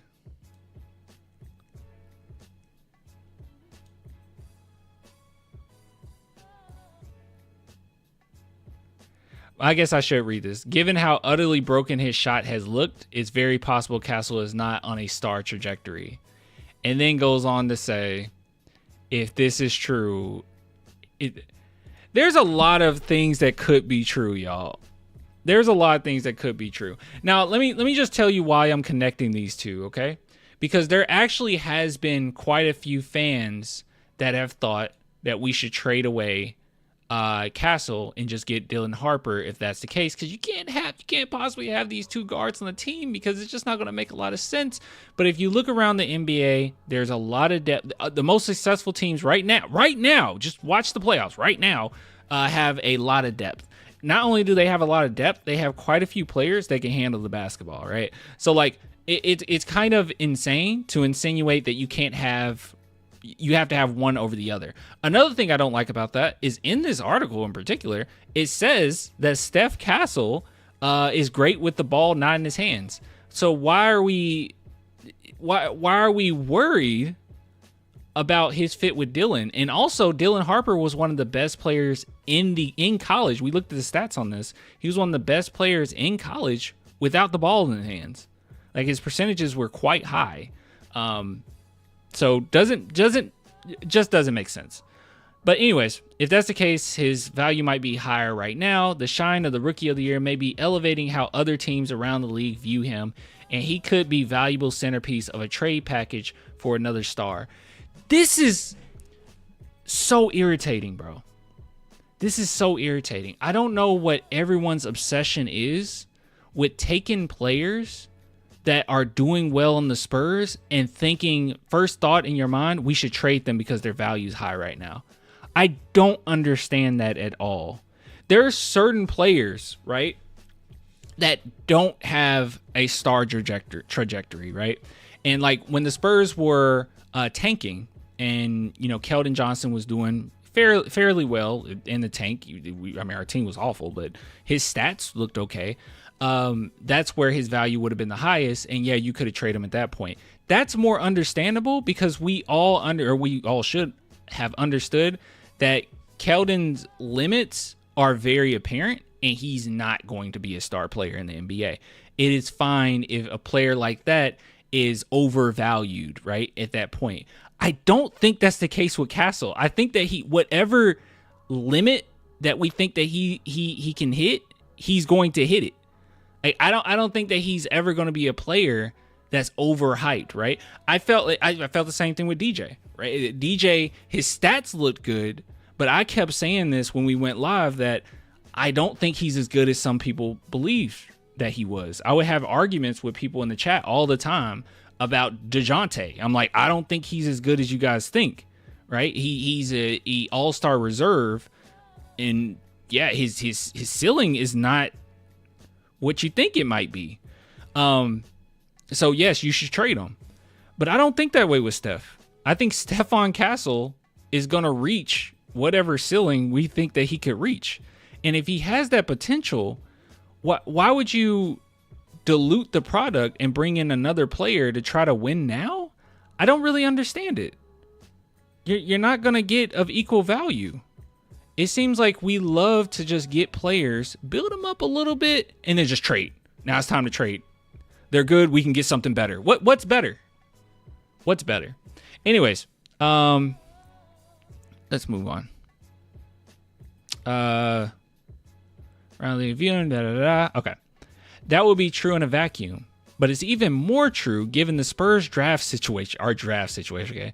They landed the number 2 pick in the 2025 NBA draft and are in line to draft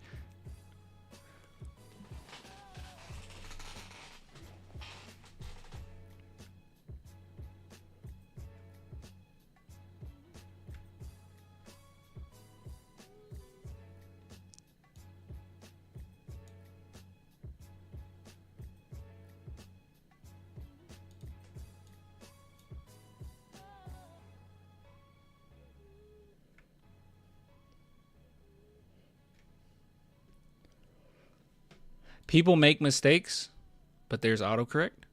You could have just typed this up, put it in ChatGPT, said, hey, correct my punctuation or anything I might have spelled wrong. I'm starting not to buy into what you're selling here. I know that this seems like a small mistake, which it is. You know, it's just, you know, it happens. But you're putting something as controversial out there as this. You should know or make sure that your points are poignant. Poignant? I think I said that right. See, I'm not even very poignant, I guess. But also you need to make sure that everything is spelt correctly if you're going to put that out there. This makes me not take it serious. A rangy and versatile guard who is clearly a step above Castle as a prospect. Harper would have gone number 1 with a bullet in the 2024 NBA draft. Castle went 4th. Well, yeah, this isn't making any points, by the way. This is true, but it's not making any points. The Spurs will be hard-pressed to fit Harper, De'Aaron Fox, and Castle all into the same backcourt given the shooting limitations of all three, and trying to do so will likely only lower Castle's value. This is so ridiculous. Guys, we just got a player that was talented enough to be the rookie of the year, the best rookie that the NBA has seen that year. Put on a show in the All-Star break with an incredible dunk contest in which you got to see his creativity, where you got to see him being willing to put himself out there. You got to see some crazy athleticism from him, which he should have won, right? He didn't have a lot of antics, and he didn't have a chance to prepare to jump over cars, whatever. But like, you put somebody like that in front of us, and you see how talented he is, and we're talking about how, well, we need to get rid of him because the fit might not be there. Why do we care so much about fit? Number one, it's wrong. The fit is going to be perfect. Number two, It's like, well, they can't shoot, so we're screwed. Harper's shooting percentage isn't the worst, okay? And especially off ball, catch and shoot, he's pretty doggone good. Fox, sure, make an argument for it. He's been very inconsistent throughout his career. Castle is a rookie. And not only is he a rookie, he has good shooting form. And we just got done like the other day looking at some footage, because this person would have seen it. There's footage out there of him shooting, and it looks good, like really good. He looked much better. Yeah, so the idea that this could happen, so this could happen, so this could happen, so let's get on this early. You're just creating problems where there aren't none. I don't know, man. Your solution seems like it's the problem here. Rather than use the number 2 pick to try and land a star or moving on from Fox suddenly. What? Man, we just got Fox, guys. He didn't even get to play yet. The best way to maximize their assets is to include Castle in a trade offer. It's a painful reality, as Spurs fans seem to have embraced Castle, and he has the mentality the franchise love in his players, but none of that matters, right? Because I don't know what I'm talking about. Unfortunately, he also has an inability to score efficiently, and while that could improve, okay, it's not a given. What is a given? I'm sorry. Who can you trade Castle for that would make it a given? I could take the best player in the NBA and tell you that it's not a given. You could trade Castle along with all your picks, all your future picks, and attempt to get Giannis, right? That is not a guarantee that you win a championship. It's not a given that you win a championship. And it's definitely not a given you become a dynasty like you want to. What's a given? Luka? Okay, Castle straight up for Luka. Okay, Luka is a given. Yeah, Luka is kind of a given. But Luka isn't a given if you have to give up everything. Because you're not just going to give up Castle. You have to give up Castle and your future. He's not a given anymore. Nothing's a given. It's just silly, bro. You don't have to trade Castle by getting Dylan Harper. That doesn't make any sense. Trade him now before the bloom falls off the rose could net them a true co-star for Wemby. Or, hey, here's something. Here's an idea. We can not do that and then still get a co-star to Wemby. I truly think this person doesn't even understand how good Dylan Harper is. If the Spurs draft Dylan Harper, which they absolutely should do, then their next step is finding the right trade package to build around Steph Castle.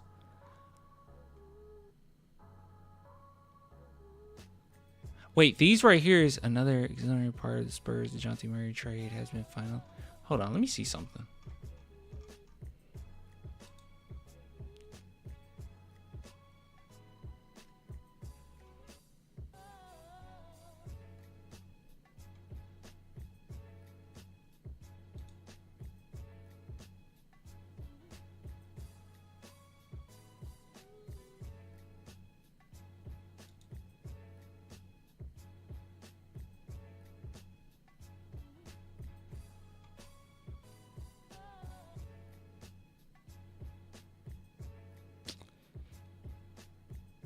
Victor Wembanyama was really good really quickly. He entered the NBA as a top 50 player, was all-star worthy by the end of his rookie season, and as a sophomore was the front runner for Defensive Player of the Year and would have received a number of MVP votes. It is therefore understandable that the San Antonio Spurs felt they were justified to accelerate the timeline to push the gas. When you have a top 10 player in the league, you look to put pieces around him that are worthy of that status. Letting Wemby languish on a team deep in the lottery standings feels wrong on some level. That was the motivation, at least in part, behind the trade deadline trade for the former Kings point guard Fox. When he came available and showed interest in San Antonio as a destination, the Spurs went to work and traded for the former All-Star. The Spurs didn't exhaust their trade assets, not by any means, but they sent a significant number of them and committed a lot of money to bring in Fox. The Spurs gave up nothing. Oh, what'd you say, Impeccable? The player quality is a given, not the end result. That being said, you should be zero rush to trade Castle.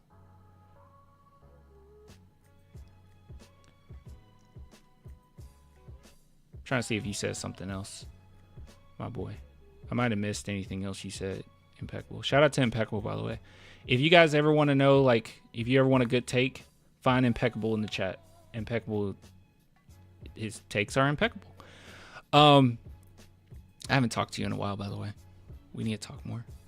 The Spurs blundered by trading for De'Aaron Fox. De'Aaron Fox is a really good basketball player. He is an explosive scorer, a terror in the open court with the combination of speed and handle, and he makes for an exciting co-star next to Victor Wembanyama. Teams forced to stop Wembanyama from popping and Fox from driving will tie themselves into knots. Okay, so what's the problem? Yet there is one... what's the drawback? To committing to... Oh, goodness, what is it? To committing to Fox. And it has to do with a long line drawn onto the court. Fox is a mediocre three-point shooter. Okay, so this person is just absolutely obsessed with three-point shooting.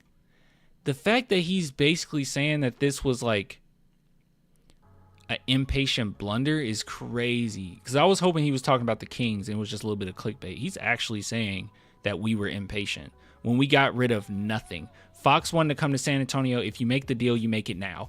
I said that before. If you're going to make the Fox deal, you make it now. Because he wanted to come to San Antonio. Everything was in our favor.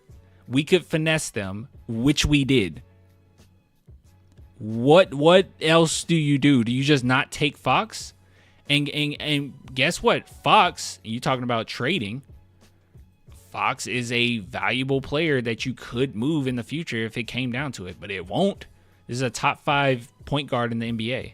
Talking about below average. Who cares? The trade only looks worse after Monday night. The Spurs were handed a gift in the NBA draft lottery, moving up to number 2 pick.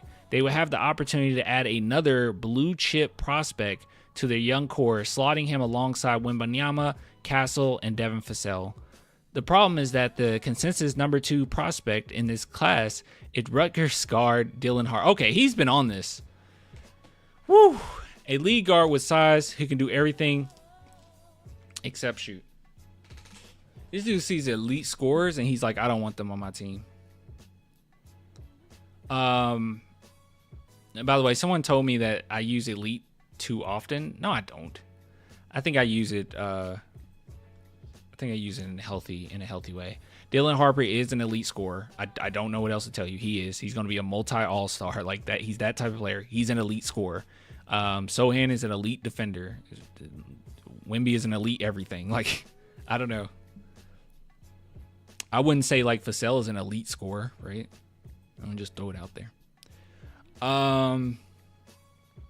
Yet Harper would be a terrible fit next to Castle and Fox. His NBA game is yet to be determined. Perhaps he will find a way to thrive off the ball. Perhaps he will find a way to thrive off the ball.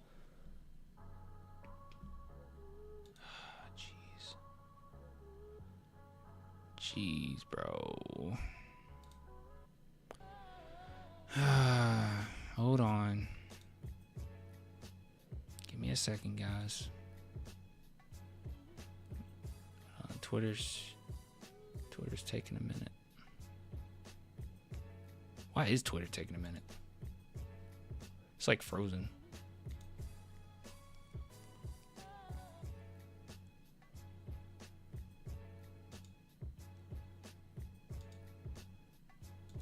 Yeah, I have no idea why it's frozen. Okay, we got it back.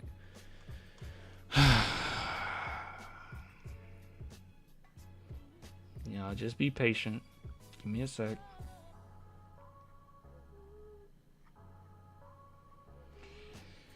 I always got to go back, man. Perhaps he'll be good off the ball. Perhaps, guys. Maybe. Possibly. There's a small opportunity. There's a small chance that he'll be great off the ball. All right, here we go. 86th percentile on spot-up scoring. 43.2%. 91st percentile as a cutter. 1.5 points per possession. But perhaps, possibly, He might be good off ball. Maybe. Possibly he could thrive off the ball. Maybe.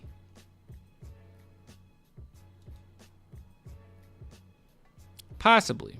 Yet his special upside appears to be attached to having the ball in his hands. It appears to be attached. It appears to be attached. Okay, so you just looked at some highlights and you came to the conclusion that it appears to be attached to his ball handle. It appears that he needs the ball in his hands. Fox has likewise proven to have a limited impact without the ball. Well, this I low-key agree with. I think Fox does need the ball in his hands more so than a couple of other ones, but that's not necessarily a terrible thing. That's okay. Somebody needs to. Fox is clutch. He is clutch. Didn't he win Clutch Player of the Year? Oh, goodness. All right, what if the Spurs would have done? Okay, what if the Spurs would have done if they were patient? What would have happened if they were patient? If the Spurs had been patient, if not Fox, someone would have been available this summer. Who? Who? If not Fox, someone would have been available this summer. Who?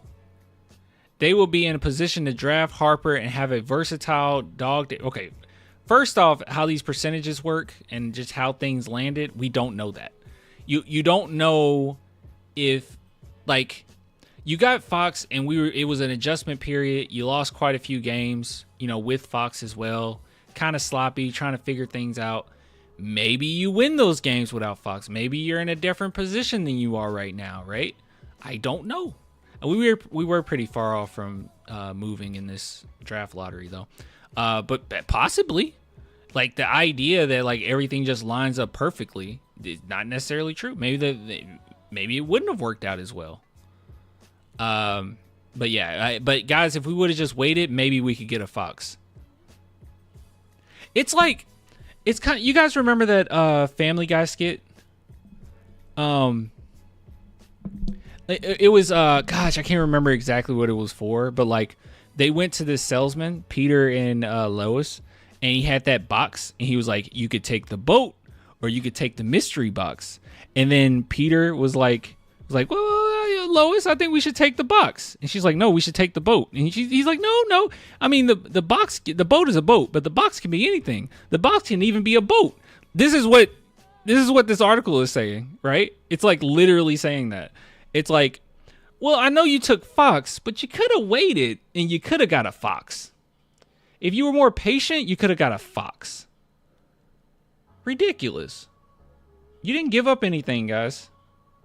Not one Spurs fan thought, man, we gave up way too much for Fox. You gave up too little. The whole NBA felt that way too.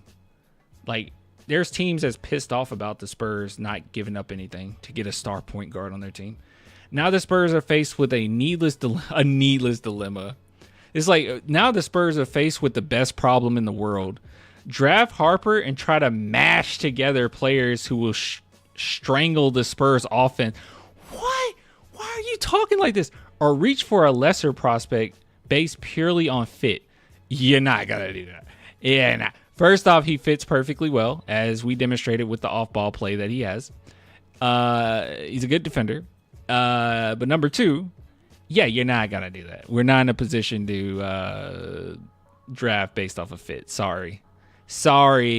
Unfortunately, you're not going to do that. A draft no when you are picking this high. Okay, well, at least you've established that. Yeah. The Spurs have built a teenage core,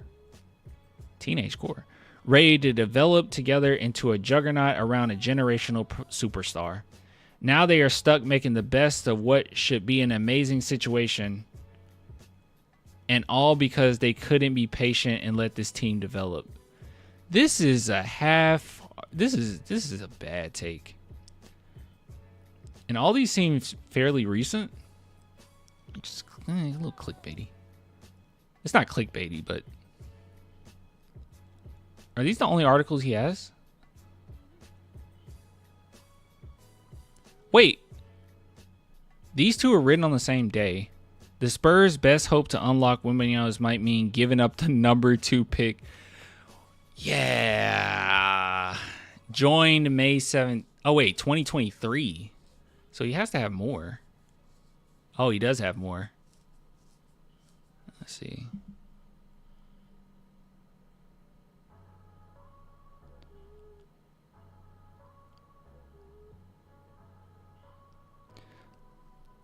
Okay. Anyways, that was horrible. So, as I was saying, a lot of people are hoping that the Spurs trade away Dylan Harper, Nets fans.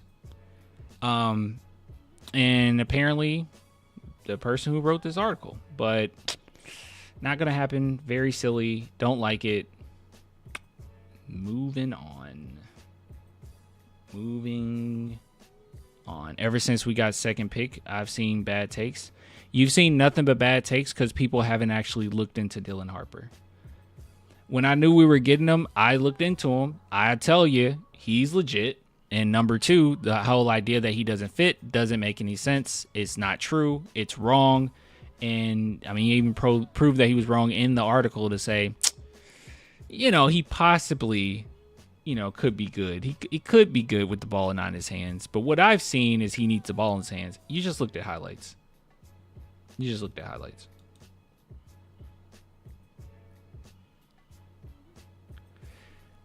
The article reads like it was AI generated, to be honest, for clicks.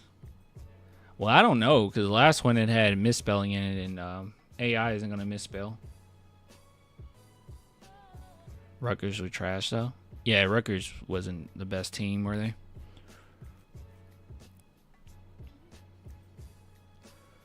All right.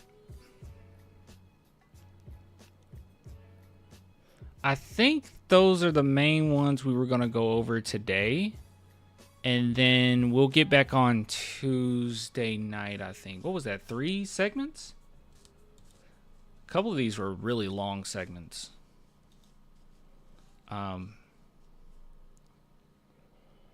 Yeah, we had 3 segments. So, yeah, we'll hop back on for sure.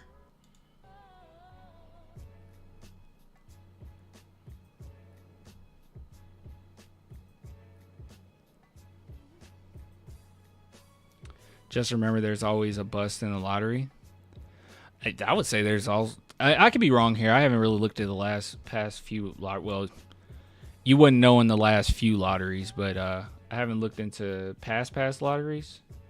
I would assume there's more than one bust in the lottery. Like, there's 14 players. I guarantee you there's like at least 7, right? Kai Soto. Freaking Kai Soto. He's not good.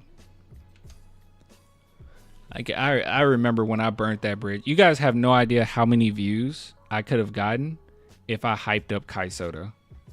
There were so many people going to my videos when I did a segment on Kai. And then I just let them know that he's trash. And then I got really upset because who's the player that's half Filipino that people don't care about? Who am I thinking of? I can think of his face in the NBA. They got really upset when I called them out on this. What's his name? All right, hold on. Let me type this in real quick. Jalen Green? Yeah. No, I think it was Jalen Green. No. Oh, wait. Was it Clarkson?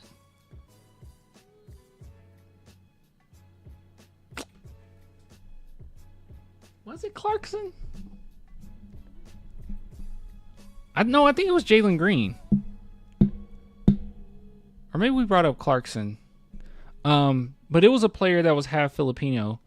And I brought this up because I was like, you guys, this feels a little racist. The fact that, I mean, I'm just being honest. Like, I didn't like the fact that they were so hooked on Kai Soto. And when I brought up other Filipino players that are doing fairly well, that actually are NBA talent, they were like, that's not good enough. And it's like, that's weird to me, bro. Like, I don't know. I don't like that. That's weird to me. What difference does it make?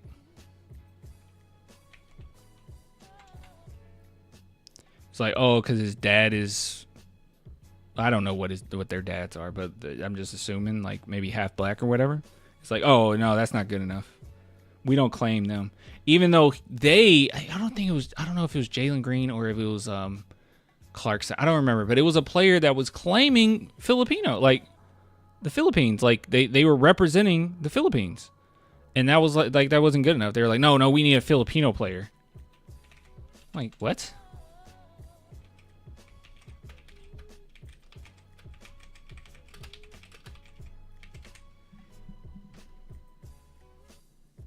I guess it was Jalen Green. Harper is a quarter Filipino, I think. I think he's half, isn't he? Isn't his mom full Filipino? Harper? I could be wrong, but I think he's half Filipino. Crazy. Yeah, dude. Yeah. And I'm telling you, I could have got so many viewers if I would have went with the Kai Soto hype. But after I like looked into him, I basically told them, I was like, guys, he's not gonna make it to the NBA. I didn't even think that he could make it to the G League. Like, I was like, this dude is not good enough. There's no redeeming qualities. Like, even on his team, he wasn't the best player. It's like, unfortunately, you know, especially, you know, teams overseas, you need to be the best player on the team, maybe to even make it to the G League. And he wasn't even the best player on his own squad. I mean, watching his... Now, what's really telling is when you can watch a player's highlights and still not be very impressed. Like, obviously, there's more to players' games than just their highlights. But, like, for instance, what was the play? What's the player's name that a lot of Spurs fans wanted and I didn't want in the Primo draft? For a minute, I did, but that was before I, like, actually knew about the draft. Like, I started paying more attention to the draft. But he was a big man, and every Spurs fan wanted a big man. What was his name? Kai Jones. Yeah, Kai Jones. Everybody wanted Kai Jones. And when I actually... No, not Şengün. I thought Şengün actually had some game. But yeah, Kai Jones, everybody wanted him.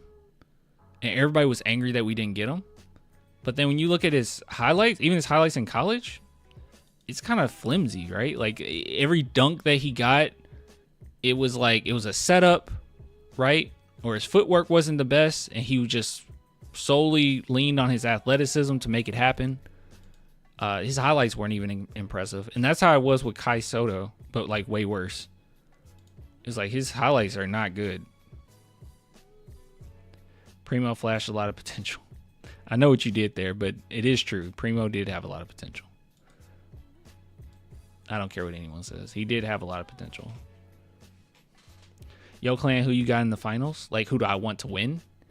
I am going for the Pacers, but who I got winning it, unfortunately, is probably the Thunder, but yeah, I want the Pacers. I'm glad that we got a series, though. Both teams 2-1. We're going to get something good. And I'm also glad we don't have any super teams. And if we do get a super team, just let it be built. And it looks like that's the case. So if you want to consider the Thunder a super team, they are built. I think what's going to screw over the Thunder, though, is some games, man, when they have a bad shooting night, they look really bad. If they're on, and it's like no stopping them. But I feel like a team like the Pacers can really take advantage of that. Like, really take advantage of those mishaps of them shooting themselves in the foot. Because you shoot yourself in the foot, Pacers aren't going to let you win that game. It's kind of a weird thing going on because it's like I actually trust the Knicks. Or no, I trust the Pacers more than the Knicks, even though I think the Knicks match up better with the Thunder.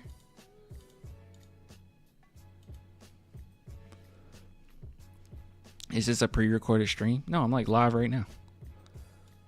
Wait, no, I'm going to creep you out. Yeah, it's pre-recorded. This is a pre-recorded stream.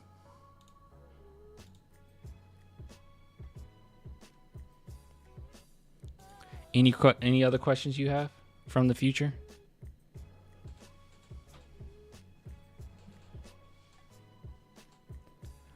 Are you an AI clan? No. No, I'm not AI.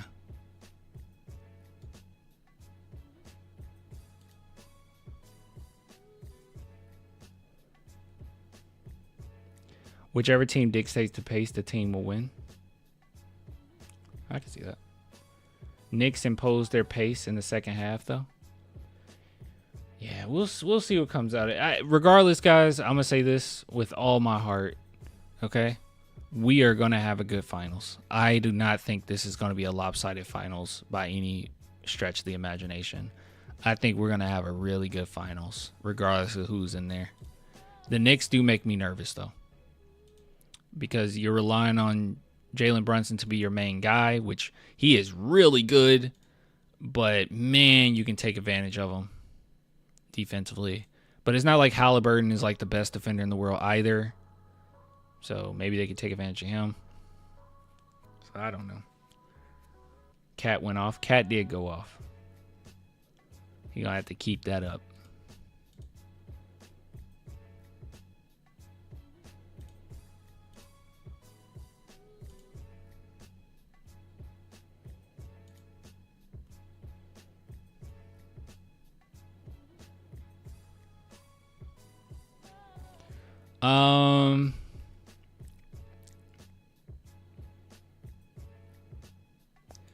Some people said earlier that I should look at some letterboxes. So, who wants me to take a look at their letterbox? I'm late. What's the news? I'll post it tomorrow. Don't worry, man. It's some RJ Barrett news. We got some terrible articles. And we have a terrible Sohan interview. Notice me too. What's up, Junior?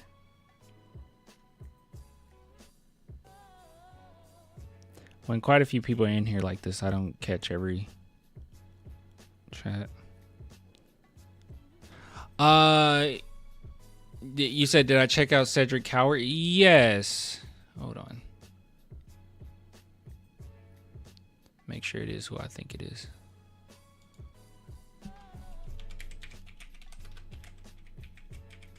Or will I have to re-look into Cedric? No. Wait, is this who I think it is? Hold on. Give me a second. This is like the... No, this isn't the player that they've... No, this isn't him. Who's the player I'm thinking of that got, like, Jokic comparisons, which I didn't agree with? Hold on. No, this is not him. No, maybe I haven't looked at Cedric. No, I haven't looked into Cedric Coward. I'll look into him. I got quite a few players to look into, but we're gonna finish all that before, obviously before the draft. So yeah, it's not Cedric Coward. Who am I thinking of? The player that's Derek Queen. That's right. Yeah, Derek Queen was the one I'm not fully sold on. Even though I like his basketball IQ, I think his lack of athleticism is going to severely hurt him. I've also updated my letterbox profile. What is your letterbox? Queen Wolf? It was Queen. Oh, yeah. What's your letterbox?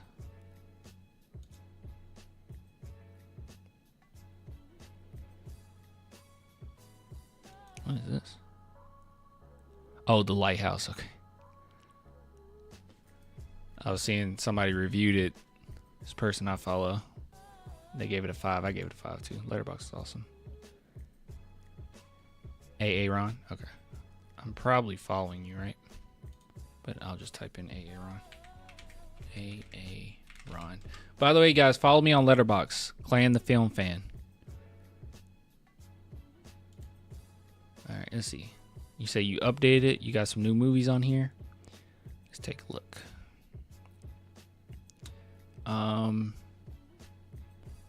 Let's do recent reviews. All right, I haven't seen. Oh, is Friendship bad? I thought I heard good things about Friendship, but maybe not. Oh, he carried the movie to being decent. Oh, that's unfortunate. I've never been like a huge Tim Robinson fan. I mean, I just seen clips of him though. So, okay, so you watched all the Mission Impossibles. I can't speak to that because I haven't seen any Mission Impossibles.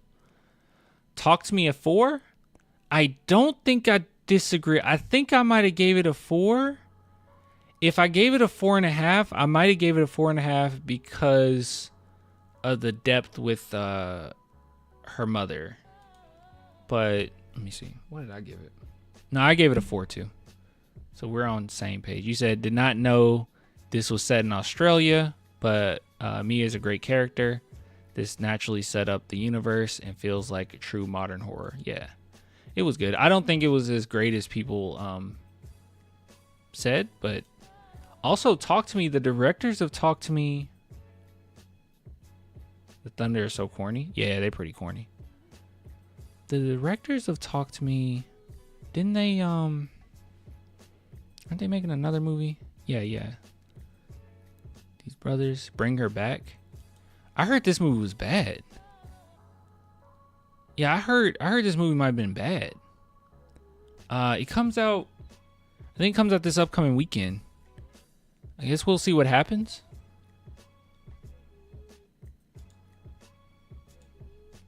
Some reviewers that I know that said it was bad, but I didn't watch the full review because I want to see it for myself.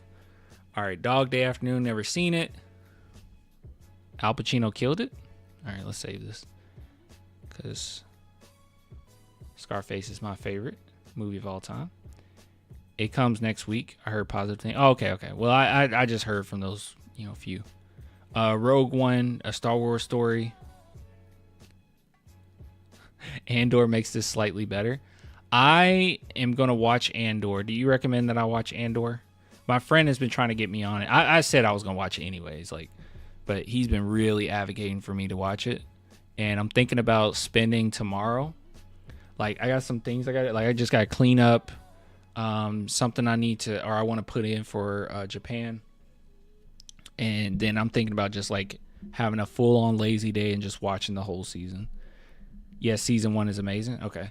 Yeah, season 2 I heard is really great too. So, all right. So more Mission Impossible stuff. Can't speak. I can speak to the first mission. I gave it a 3. I just got bored. I don't know. Unfortunately, Mission Impossible is one of those things where because I never seen them, but I've seen so many spy movies, it's a little unfair, right? Because Mission Impossible probably inspired a lot of modern spy stuff. So, them being one of the first to do some of the things that they did is probably pretty unfair from my part, how I judge it, because I just got bored. But I probably got bored because it became a trope at this point. But they were the originators of some of it. So, never seen Badlands. Never seen Firefly. You've seen a lot of movies recently. Oh man, Crash. More genitalia crash into each other than cars, and there's a lot of car crashes. Dude, I swear to God, bro, Letterboxd reviews are better than other reviews. I swear they're so much better. That's a good review, bro. So when I first saw Crash, I really liked it. I thought about it and I watched it again, and it's just okay to me. I wasn't privy to the time in which it came out. Wait, is this right? Wait, this might not be the same Crash. Oh, dude, we're talking about 2 different Crash. I never seen this one. Okay. Yeah, I never seen this Crash. Okay, I'm thinking about the one that was Oscar baiting. It's just an accurate review. It's a good review. Okay. When is the Japan trip? Will you be eating it any? Maybe. It's in July. So my plan is to have a bunch of videos lined up for the 2 weeks I'll be gone in Japan, which shouldn't be hard since it'll be after the draft. So it'll be early July, 9th to the 22nd, something like that. So I'll have plenty of videos ready. And my plan is to have plenty of videos, and then I'll go live from the hotel at times, right? If there's something to talk about, I'll go live and talk to you guys for like an hour or something while I'm out there. So that's the idea. Maybe I'll blog a little bit. We'll see.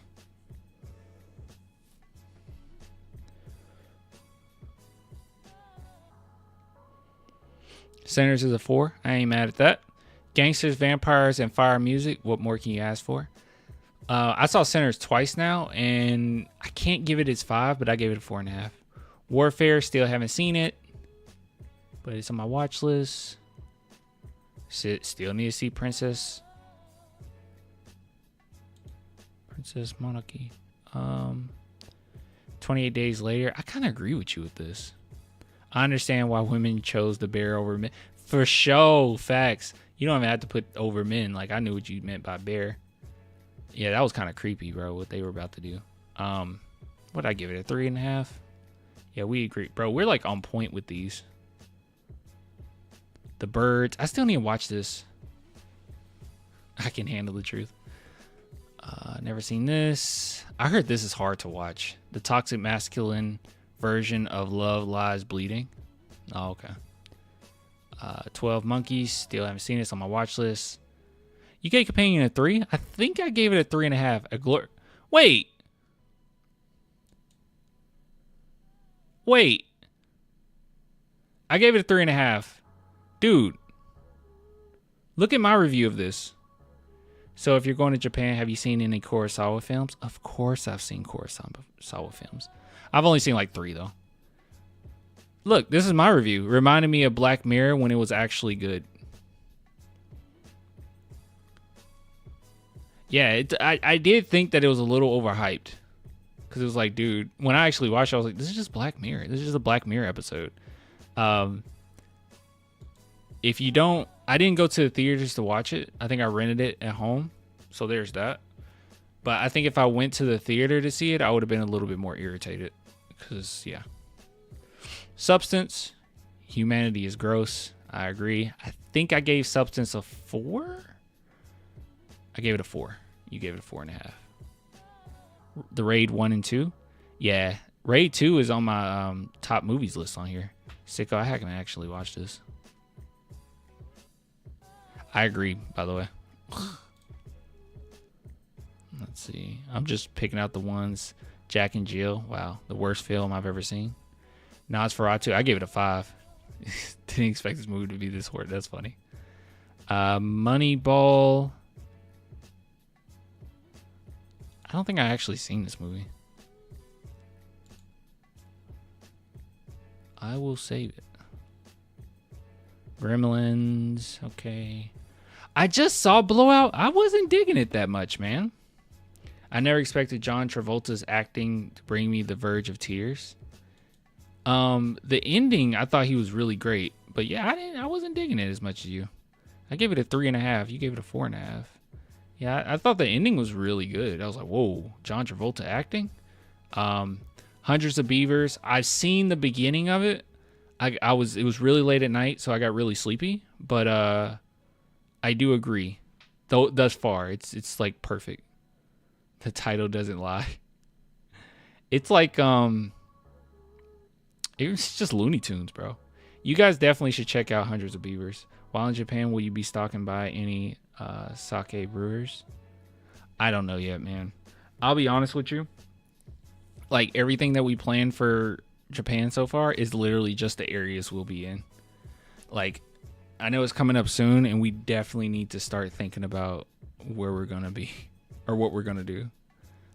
It's really just a trip to get acquainted with the transportation system, different parts of Japan, because I'm fully prepared to move there sometime next year, probably like the end of next year, mid to end next year. So that's really what this is about. I also have a friend over there.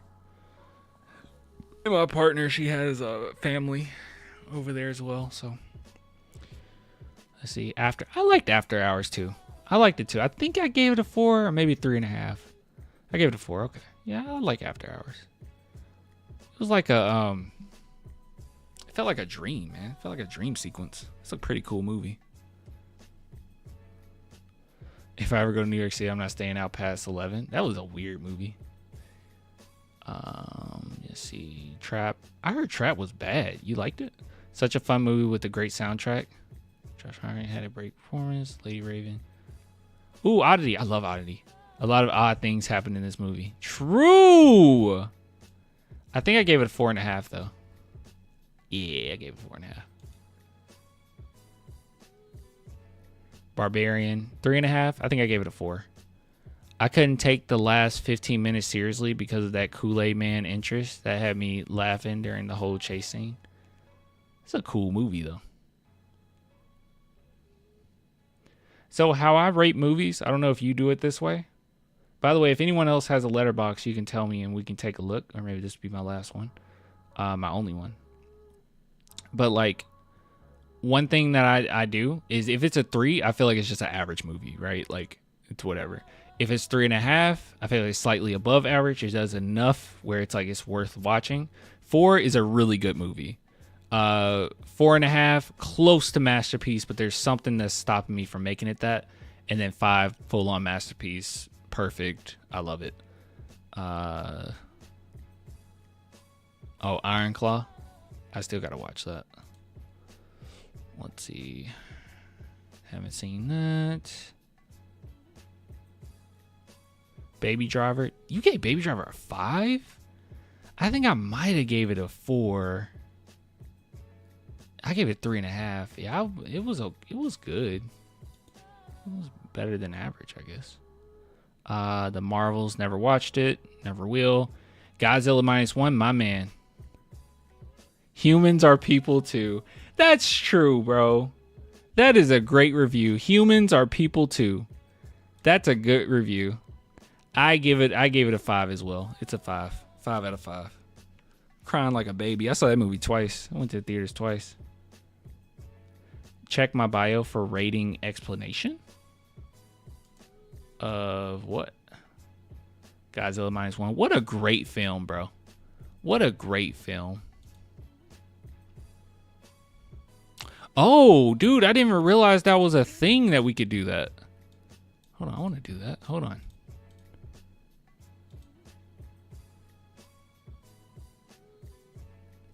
So 1.5 is trash. 1 is boring. 1.5 is bad, but I still have fun. 2 is bare minimum movie. 2.5, mixed feelings, interesting moments. 3, decent. 3.5, enjoyed it and would rewatch. 4, great. 4.5, excellent. Might be a 5 on rewatch. Okay, I got you. 5, perfection. Okay. All right. I ain't mad at that. By the way, I need to see Nice Guys. I think I started this movie and never actually finished it. Let me put it on my watch list. Yeah, because I need to watch that. I watched like the first few minutes. It was a long time ago though. Hot Fuzz is phenomenal. -1's phenomenal. Parasite's phenomenal.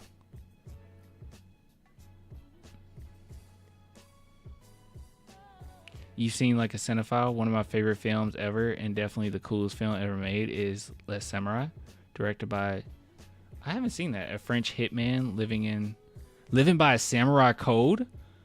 Shut up. Shut your mouth. You shut up. You better. 1967. You better shut up. Are you serious? You shut your mouth. You know what movie I'm gonna watch soon? What is it called? Wait. Actually, I'm like blanking on what it's called. Hold on. It's on YouTube. I was trying to find it. I was like, where is it? And I was like, let me just check YouTube. Usually when you can't find something online, it's just on YouTube. Like if you can't rent something, someone uploaded it and didn't get copyrighted for it. Where is it? The Celebration. Yeah, this movie. I was going to watch this like tomorrow.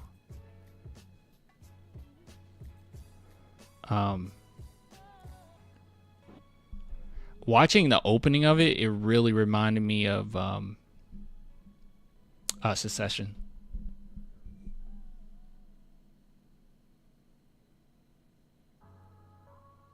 You need to watch that. The Celebration? Heck yeah. I'm going to watch it. Dog Soldiers.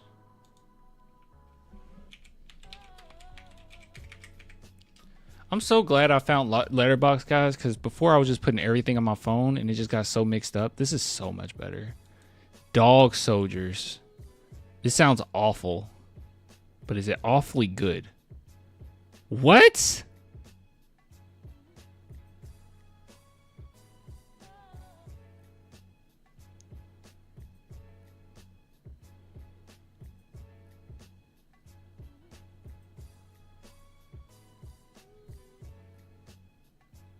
Bro, what?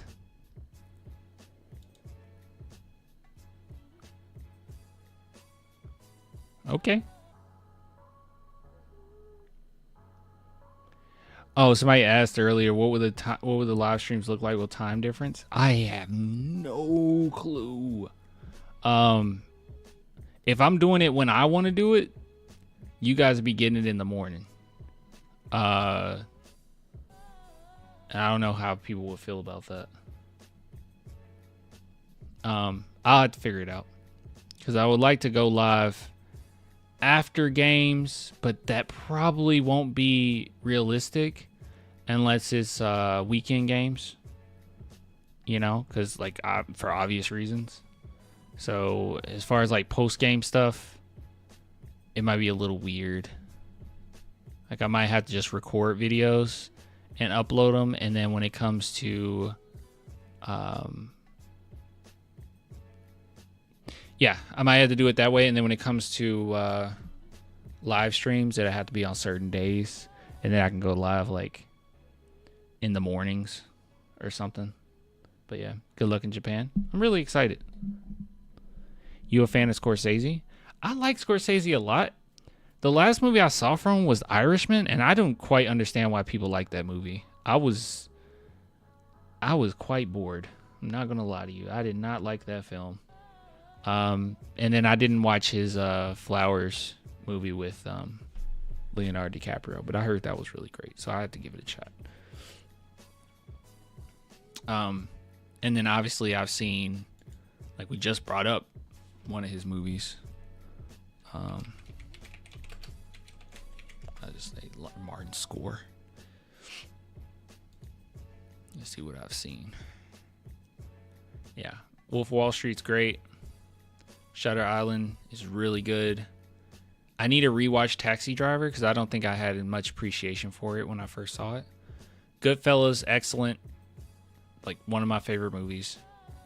Yeah, Killer of the Flower Moon. I gotta watch that. The Departed, I really liked it. Probably need to rewatch it. Irishman, hated it. Casino, loved it. After Hour, liked it. Need to rewatch Gangs of New York. I don't think I actually seen Cape Fear. Temptation of Christ, I need to see that too. That's William Dafoe. But yeah, so I would say I've seen, I guess not most of his, well, is that most? Maybe most of his bigger movies. Taxi Driver is very relatable today. Yeah, like, it's kind of an incel, isn't he? Fearless Vampire Killers? Is that one of his movies?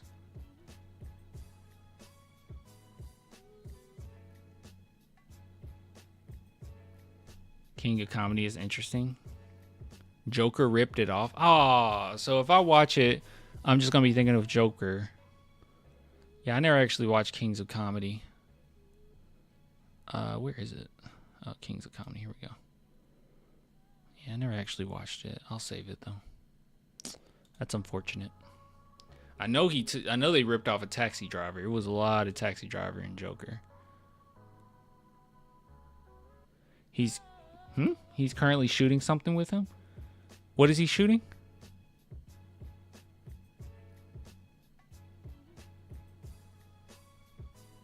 Let Me In? Oh wait, no, that's somebody. Let Me In, I have that on my top movies list.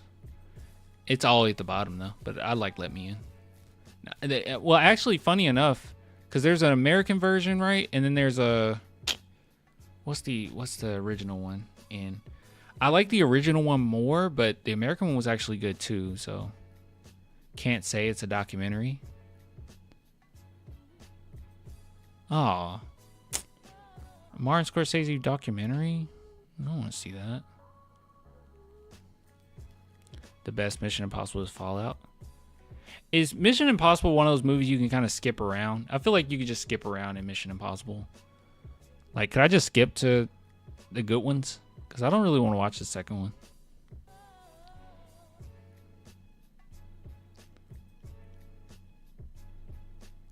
Oh, Let the Right One In? Oh, okay. Yeah, that is a different one. That is different. Skip the second one? Okay. Okay, and I never got the vibe that you have to watch those straight through. Didn't really make sense to have to do that with that type of movie. Yes, Let the Right One In.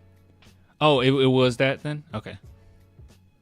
Yeah, I like the original one, but both are good. The original and the English version.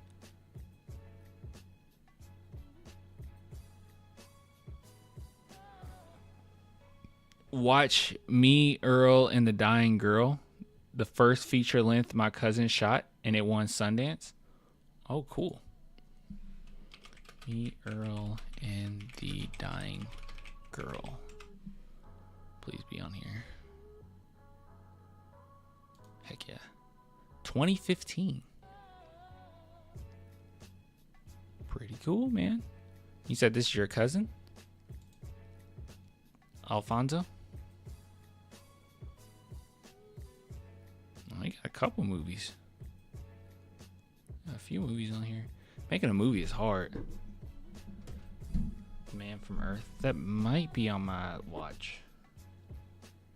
It's a teen coming of age drama. I recognize her. What is she from? Olivia Cook. What I see you in? Oh yeah, I saw her in Sound of Metal. Shoot, she had to be in something else that I've seen. Cause I thought I saw her before Sound of Metal. Did I not see her before Sound of Metal? I'll be darned. I guess I only saw her in Sound of Metal because I don't recognize any of these.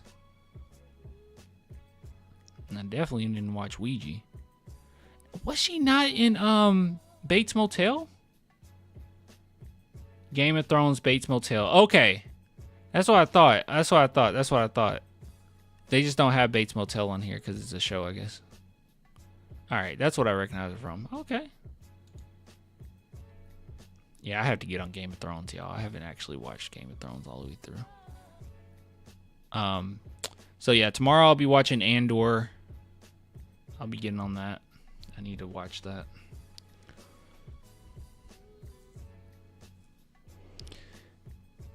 Yeah, I was at the premiere and Sundance. She's been in a bunch of stuff. She's really nice. Okay, she's a good actor.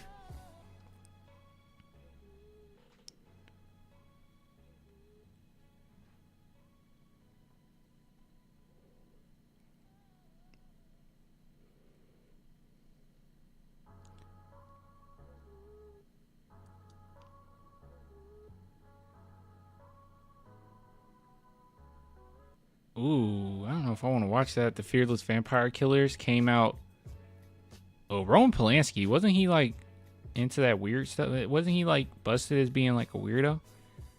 But it was a movie before Sharon Tate was murdered. A year before Sharon Tate was murdered. Ooh, that's gonna be creepy.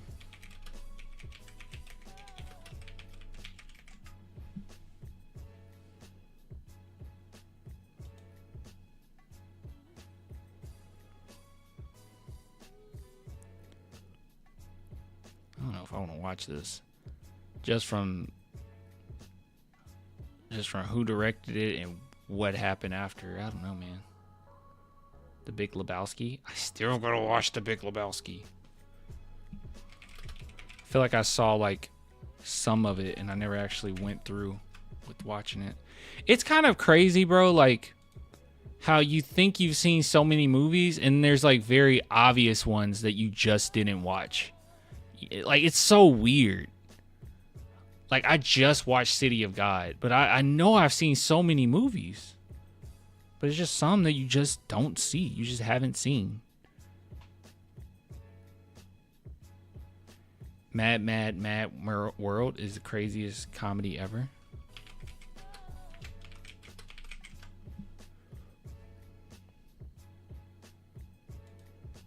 $1963.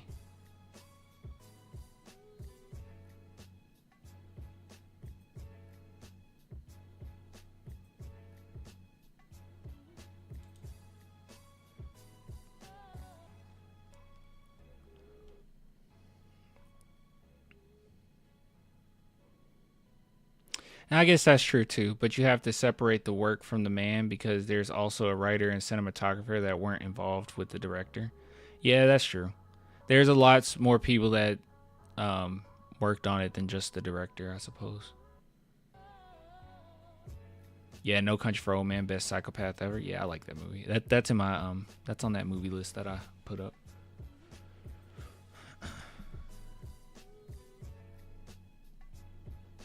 Clanny Poo, don't ignore me. We need Eamon Thompson and Dyson Daniels. Dyson Daniels would be dope.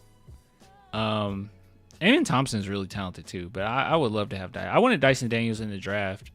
Like, it was like 1A, 1B for me, Sohan and Dyson Daniels. So, The Last of Us 2 show on HBO is trash. Is it? The first one was good. I mean, I guess we still had the movie.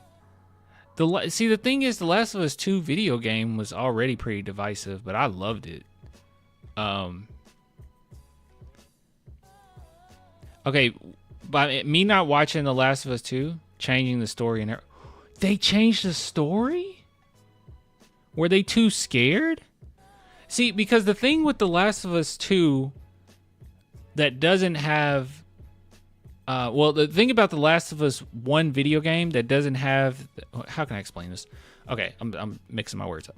The thing about The Last of Us Season 1 that wouldn't have the same problem of The Last of Us Season 2, and similar to other video game movies that, obviously playing the video game is better, is The Last of Us 2, the biggest impact of that game is you actually playing through it, because it's certain... Well, you don't have certain decisions that you make necessarily, but they make you do things that, I don't know, it brings out a lot of emotions that people felt uncomfortable with, right? Like, the end, I won't spoil it, but the ending and what they basically get you to do, it's the hardest thing to do in the world, but you have to do it, right?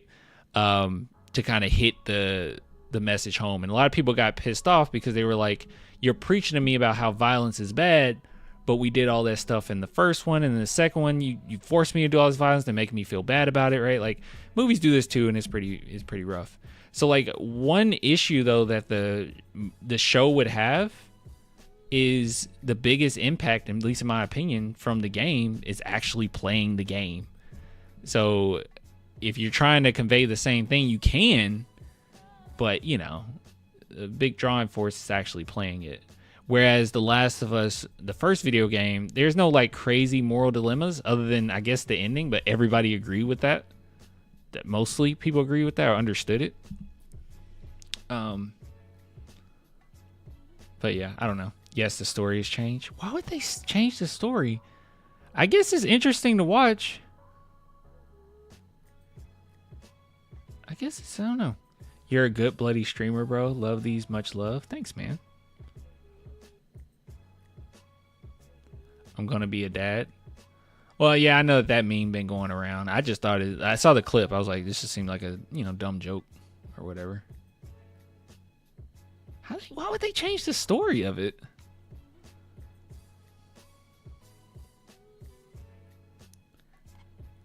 Dina has more charisma and relatable than Ellie. To be fair, okay, I need to watch it for myself too, guys, because to be fair, in the second video game, Ellie sucks. Like, I know people already hated the actor just because she doesn't look like Ellie, but like, Ellie sucked in the second video game too. Like, I didn't enjoy playing with, like, I did not enjoy her storyline. Like, and that's not a detriment to the game. I think it was by design. Like, you just gravitated towards Abby a little bit more. But Ellie, like, her worst qualities were shown in the second video game, and it's basically because she's one-track minded, you know, when it comes to getting revenge. So, yeah.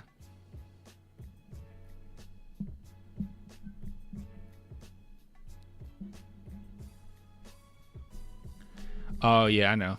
I know about that with Polinsky stuff. Funny you say that, because some writers and actors, even Ellie actors, never played the game.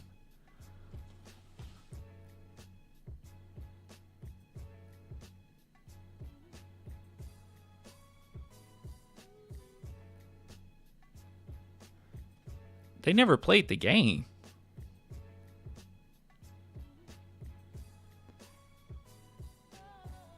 Like I said, a big emotional I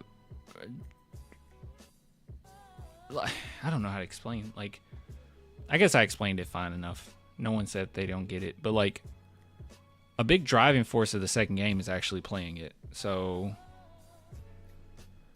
I was wondering how they would do the second one. I mean, you just do the story how it is. It's going to be controversial, but you did it right. Whatever. It's still a good story. I like it.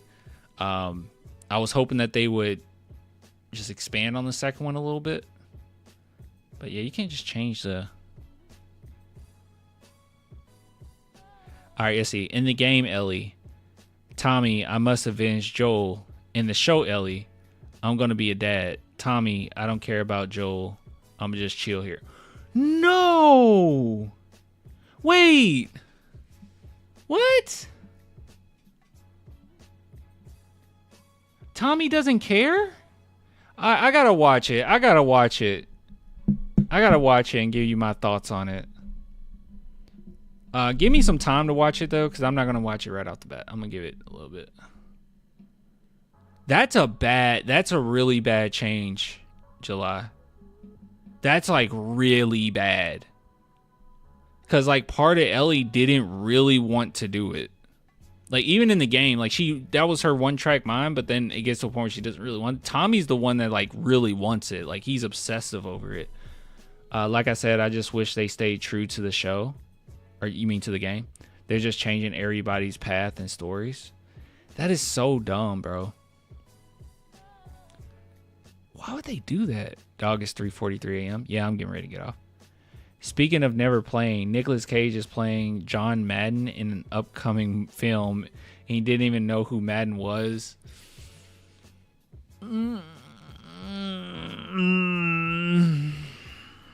Okay. All right. I won't emphasize how much I hated him in Long Legs. I thought he helped ruin that movie. The movie just made up ideas as it went on, though.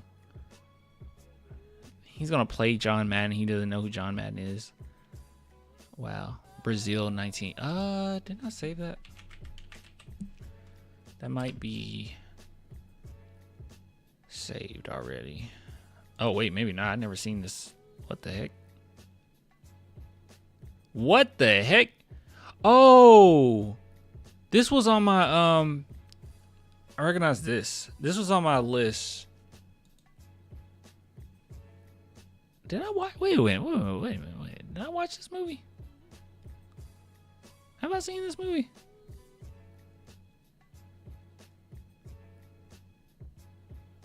I don't know. I don't know if I've seen this movie. I might not have.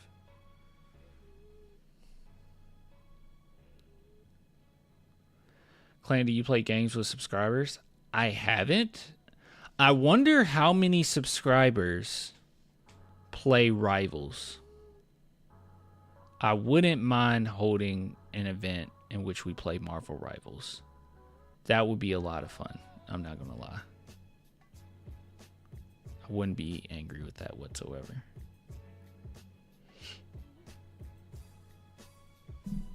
We should probably do something like that.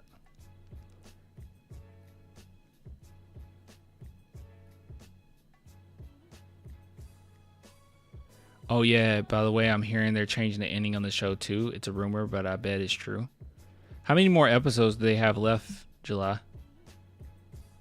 What's your main in Marvel Rivals? Captain America. I'm a really good Captain America, I think. Yeah, I really love Cap. And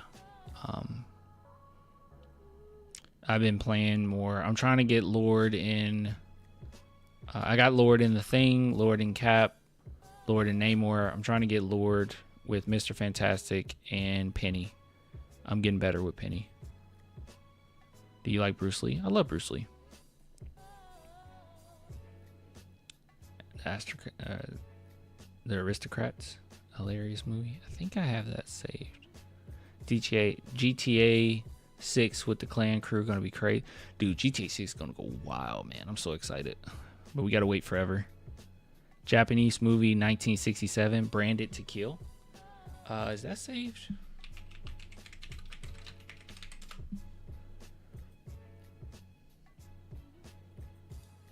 One thing I'll say about you guys, I always have a movie to watch. Okay, I don't have this saved. I always have a movie to watch.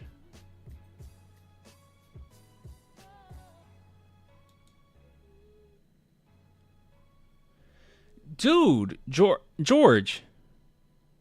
I'm trying to see how you. Okay, George, if you're on Twitter, whenever you make a letterbox, tag me in like a post and say, "Hey, I made a letterbox. Here's my letterbox," or whatever. I'll repost it. But most importantly, I'll follow you on there. Yeah, you should make a letterbox, man. If you got a lot of things to share, and you say you've been to film school, will do. Yeah, because I'll be real with you, like. I have an immense like I wouldn't make a YouTube channel over it or anything, but I do have an immense passion for film. I'm always looking to like learn more or look for certain things that I really enjoy. It's gotten to a point where I can kind of tell within like the first 5 minutes if I'm gonna love a movie or not, or the first 10 minutes. I've been watching Breaking Bad again. We just ended the end of season 2, and it's been so long since I've seen it. And oh my God, bro, that I noticed things I didn't notice before. I'm like, this is a brilliant show.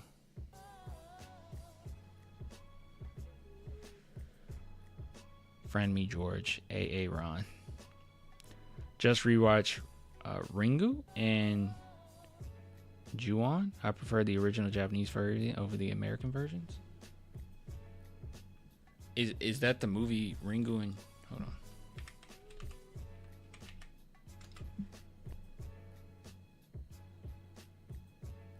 Wait, what?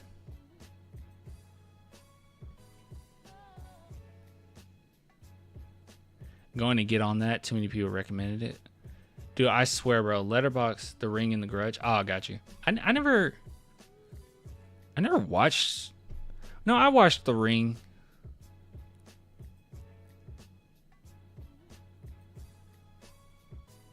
I watched the American version.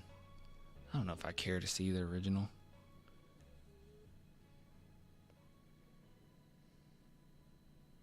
Deliverance. Ooh.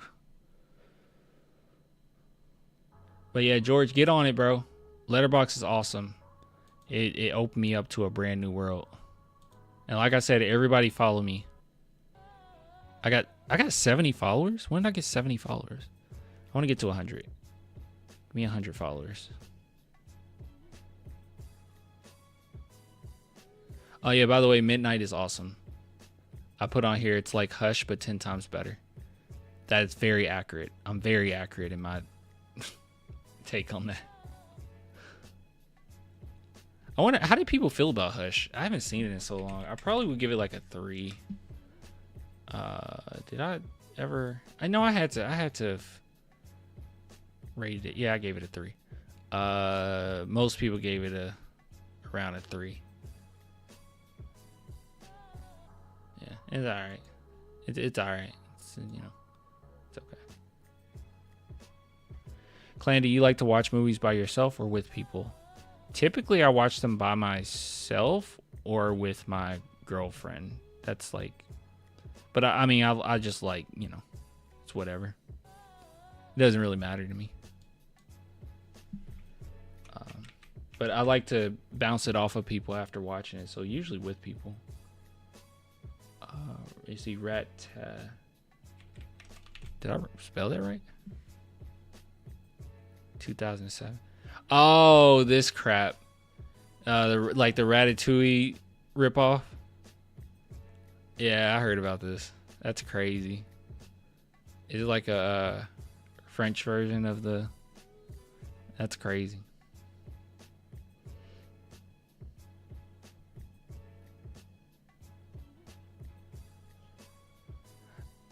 Oh, dude. Yeah. Okay. I'm gonna end it by telling you movies that I'm excited for. Together. So you need to make this list. Okay. Together. This is a movie I'm really looking forward to. Okay. See, let me put this on my watch list. Wait, is this coming out soon? 12 people already reviewed it. So yeah, really excited for Together. Shoot, what's the other movie? The one with the kids. What if I put in upcoming horror? I'm sure someone got a list for this.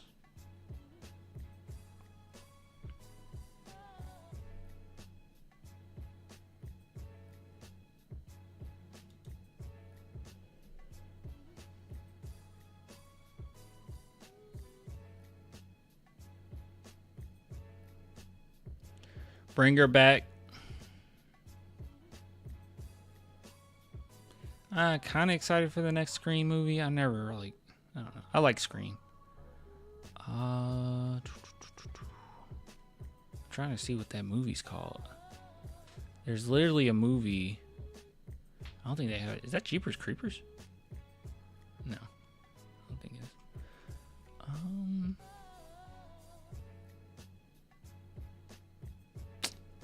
Well, shoot. What the heck is the movie? Hold on. Let's see here.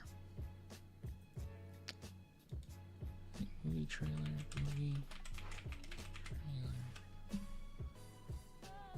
Oh, here it is. Hold on. Let me put it up on Letterboxd. Weapons. That's another movie I'm excited for.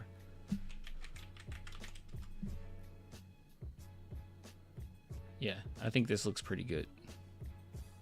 Looks creepy, man. Let me put this on watch list.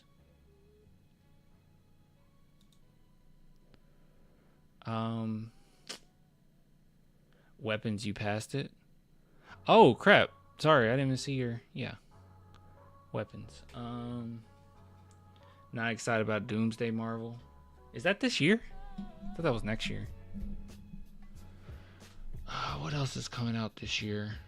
Dude, there's a movie that I've been wanting to see, and I didn't catch it in theaters, and now I don't know. How do I watch it? It's, crap. What's it called?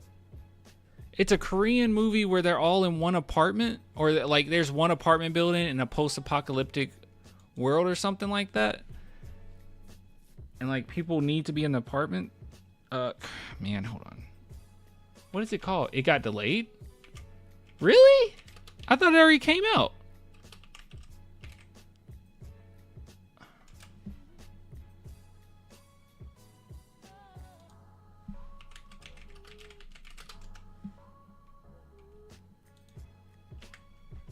You sure? What's it called? Oh gosh, I can't remember. Oh, Concrete Utopia? That got delayed? Concrete 2023. No. I was thinking Marvel. Okay. Ooh, I was like, how the heck did that get? Okay. All right. Cool. Yeah, how the heck do you watch this movie? I might have to watch it illegally because, like, Vicky. Yeah, this is a movie that I probably need to watch next. I'll be real with you guys, because I was trying to catch this in theaters, and it just never came. Like, it was supposed to come, and I was waiting. Here, yeah, Concrete.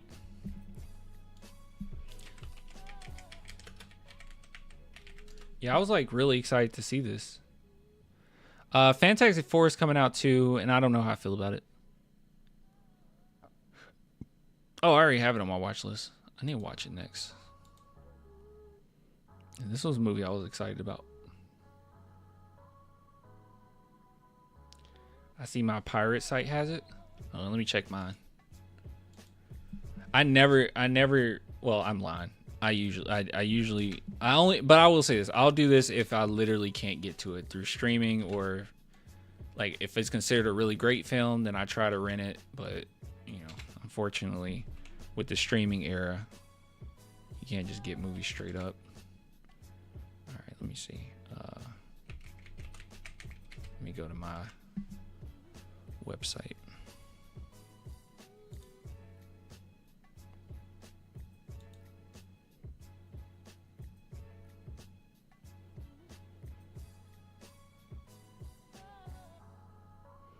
Let's go to searching.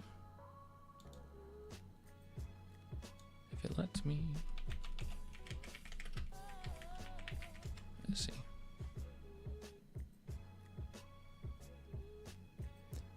All right, real talk. July. It's not on mine, so I'm gonna need you to. I'm gonna need you to give it up, my boy.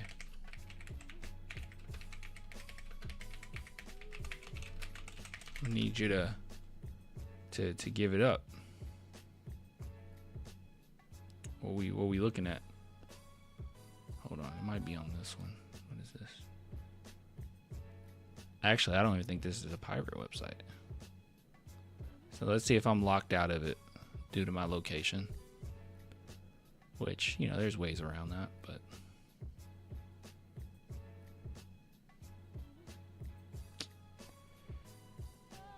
rent to watch. Okay, so maybe I can rent it?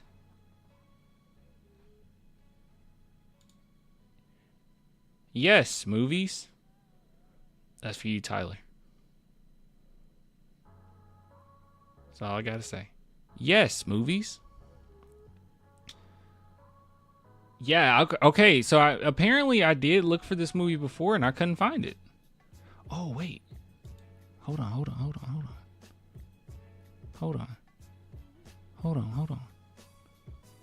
Nah, never mind.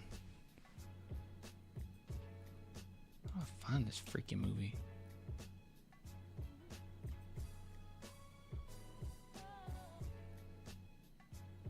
Let me know I got the link.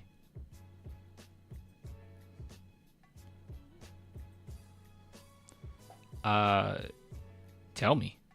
Like put it in the chat, but like you don't have to put the actual, just put the name of what it is. It's 3 a.m. in Texas. It's 3 a.m. where I'm at. My buddy was on a reality TV show called Rebel Without a Crew, produced by Robert Rodriguez, where he got young filmmakers together and they each had to make a film for $7K like he did. Dang. He recommended Letterboxd to me on the phone today. We're working on a novel adaptation, so we're constantly trading notes and films to watch. That's what's up, dude.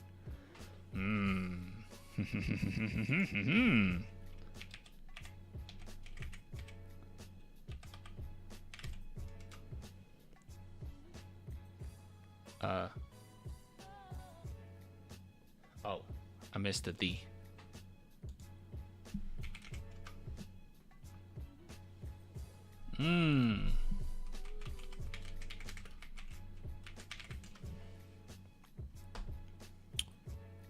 It's right there. All right, let me save this on my stuff. I hate to do this, man, but sometimes you got to do what you got to do. You know what I mean? Sometimes you got to do what you got to do. All right, cool. Now I can watch this. Bookmark it.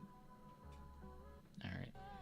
To give back, I'm gonna watch it, and if it's really great, obviously review it, and I'll try to get as many people in my live streams to go watch it, which I guess doesn't really help because people in live stream would just try to find it for free because it seems impossible to actually see this movie. Let me see. Can you even get like a Blu-ray of this? Okay, you can get a Blu-ray, but I wonder if it's region locked. Let's see.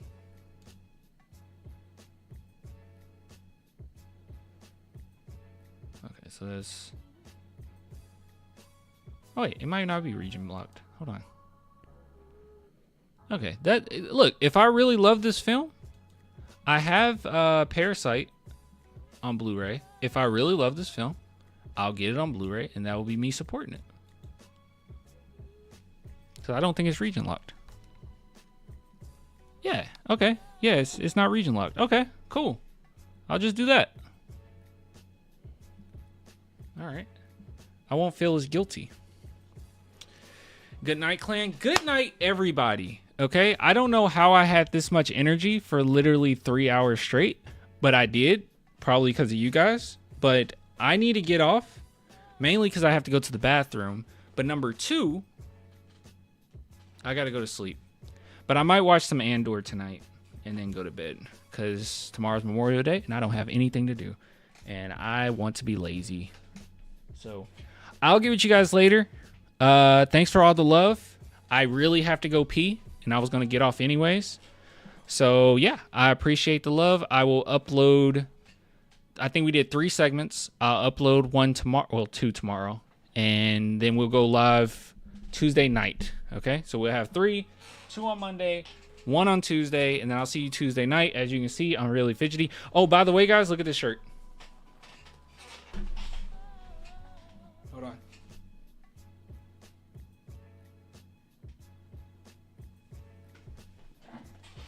Tell me it's awesome. I actually got it. I actually got it a long time ago, and I gave it to my my dad because I lost a bunch of weight. And so I didn't really like wear it anymore. And I was like, hey, you can have this. He never wore it. And then I was like, I wear baggy shirts all the time now. So like my fashion has changed a little bit. So yeah, I got it back. Isn't it dope?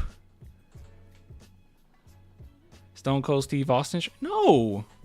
Wait, he's trolling. July got to be trolling. He's trolling. He's trolling. He's trolling. July, let me know you're trolling, and then I'm going to leave. Oversized style is cool. July, you were trolling, right? July's always sarcastic. Were you trolling? Am I? Oh, God. Okay. Just in case, say his name? Exactly. He's the one who knocks, bro. You don't... All right, anyways.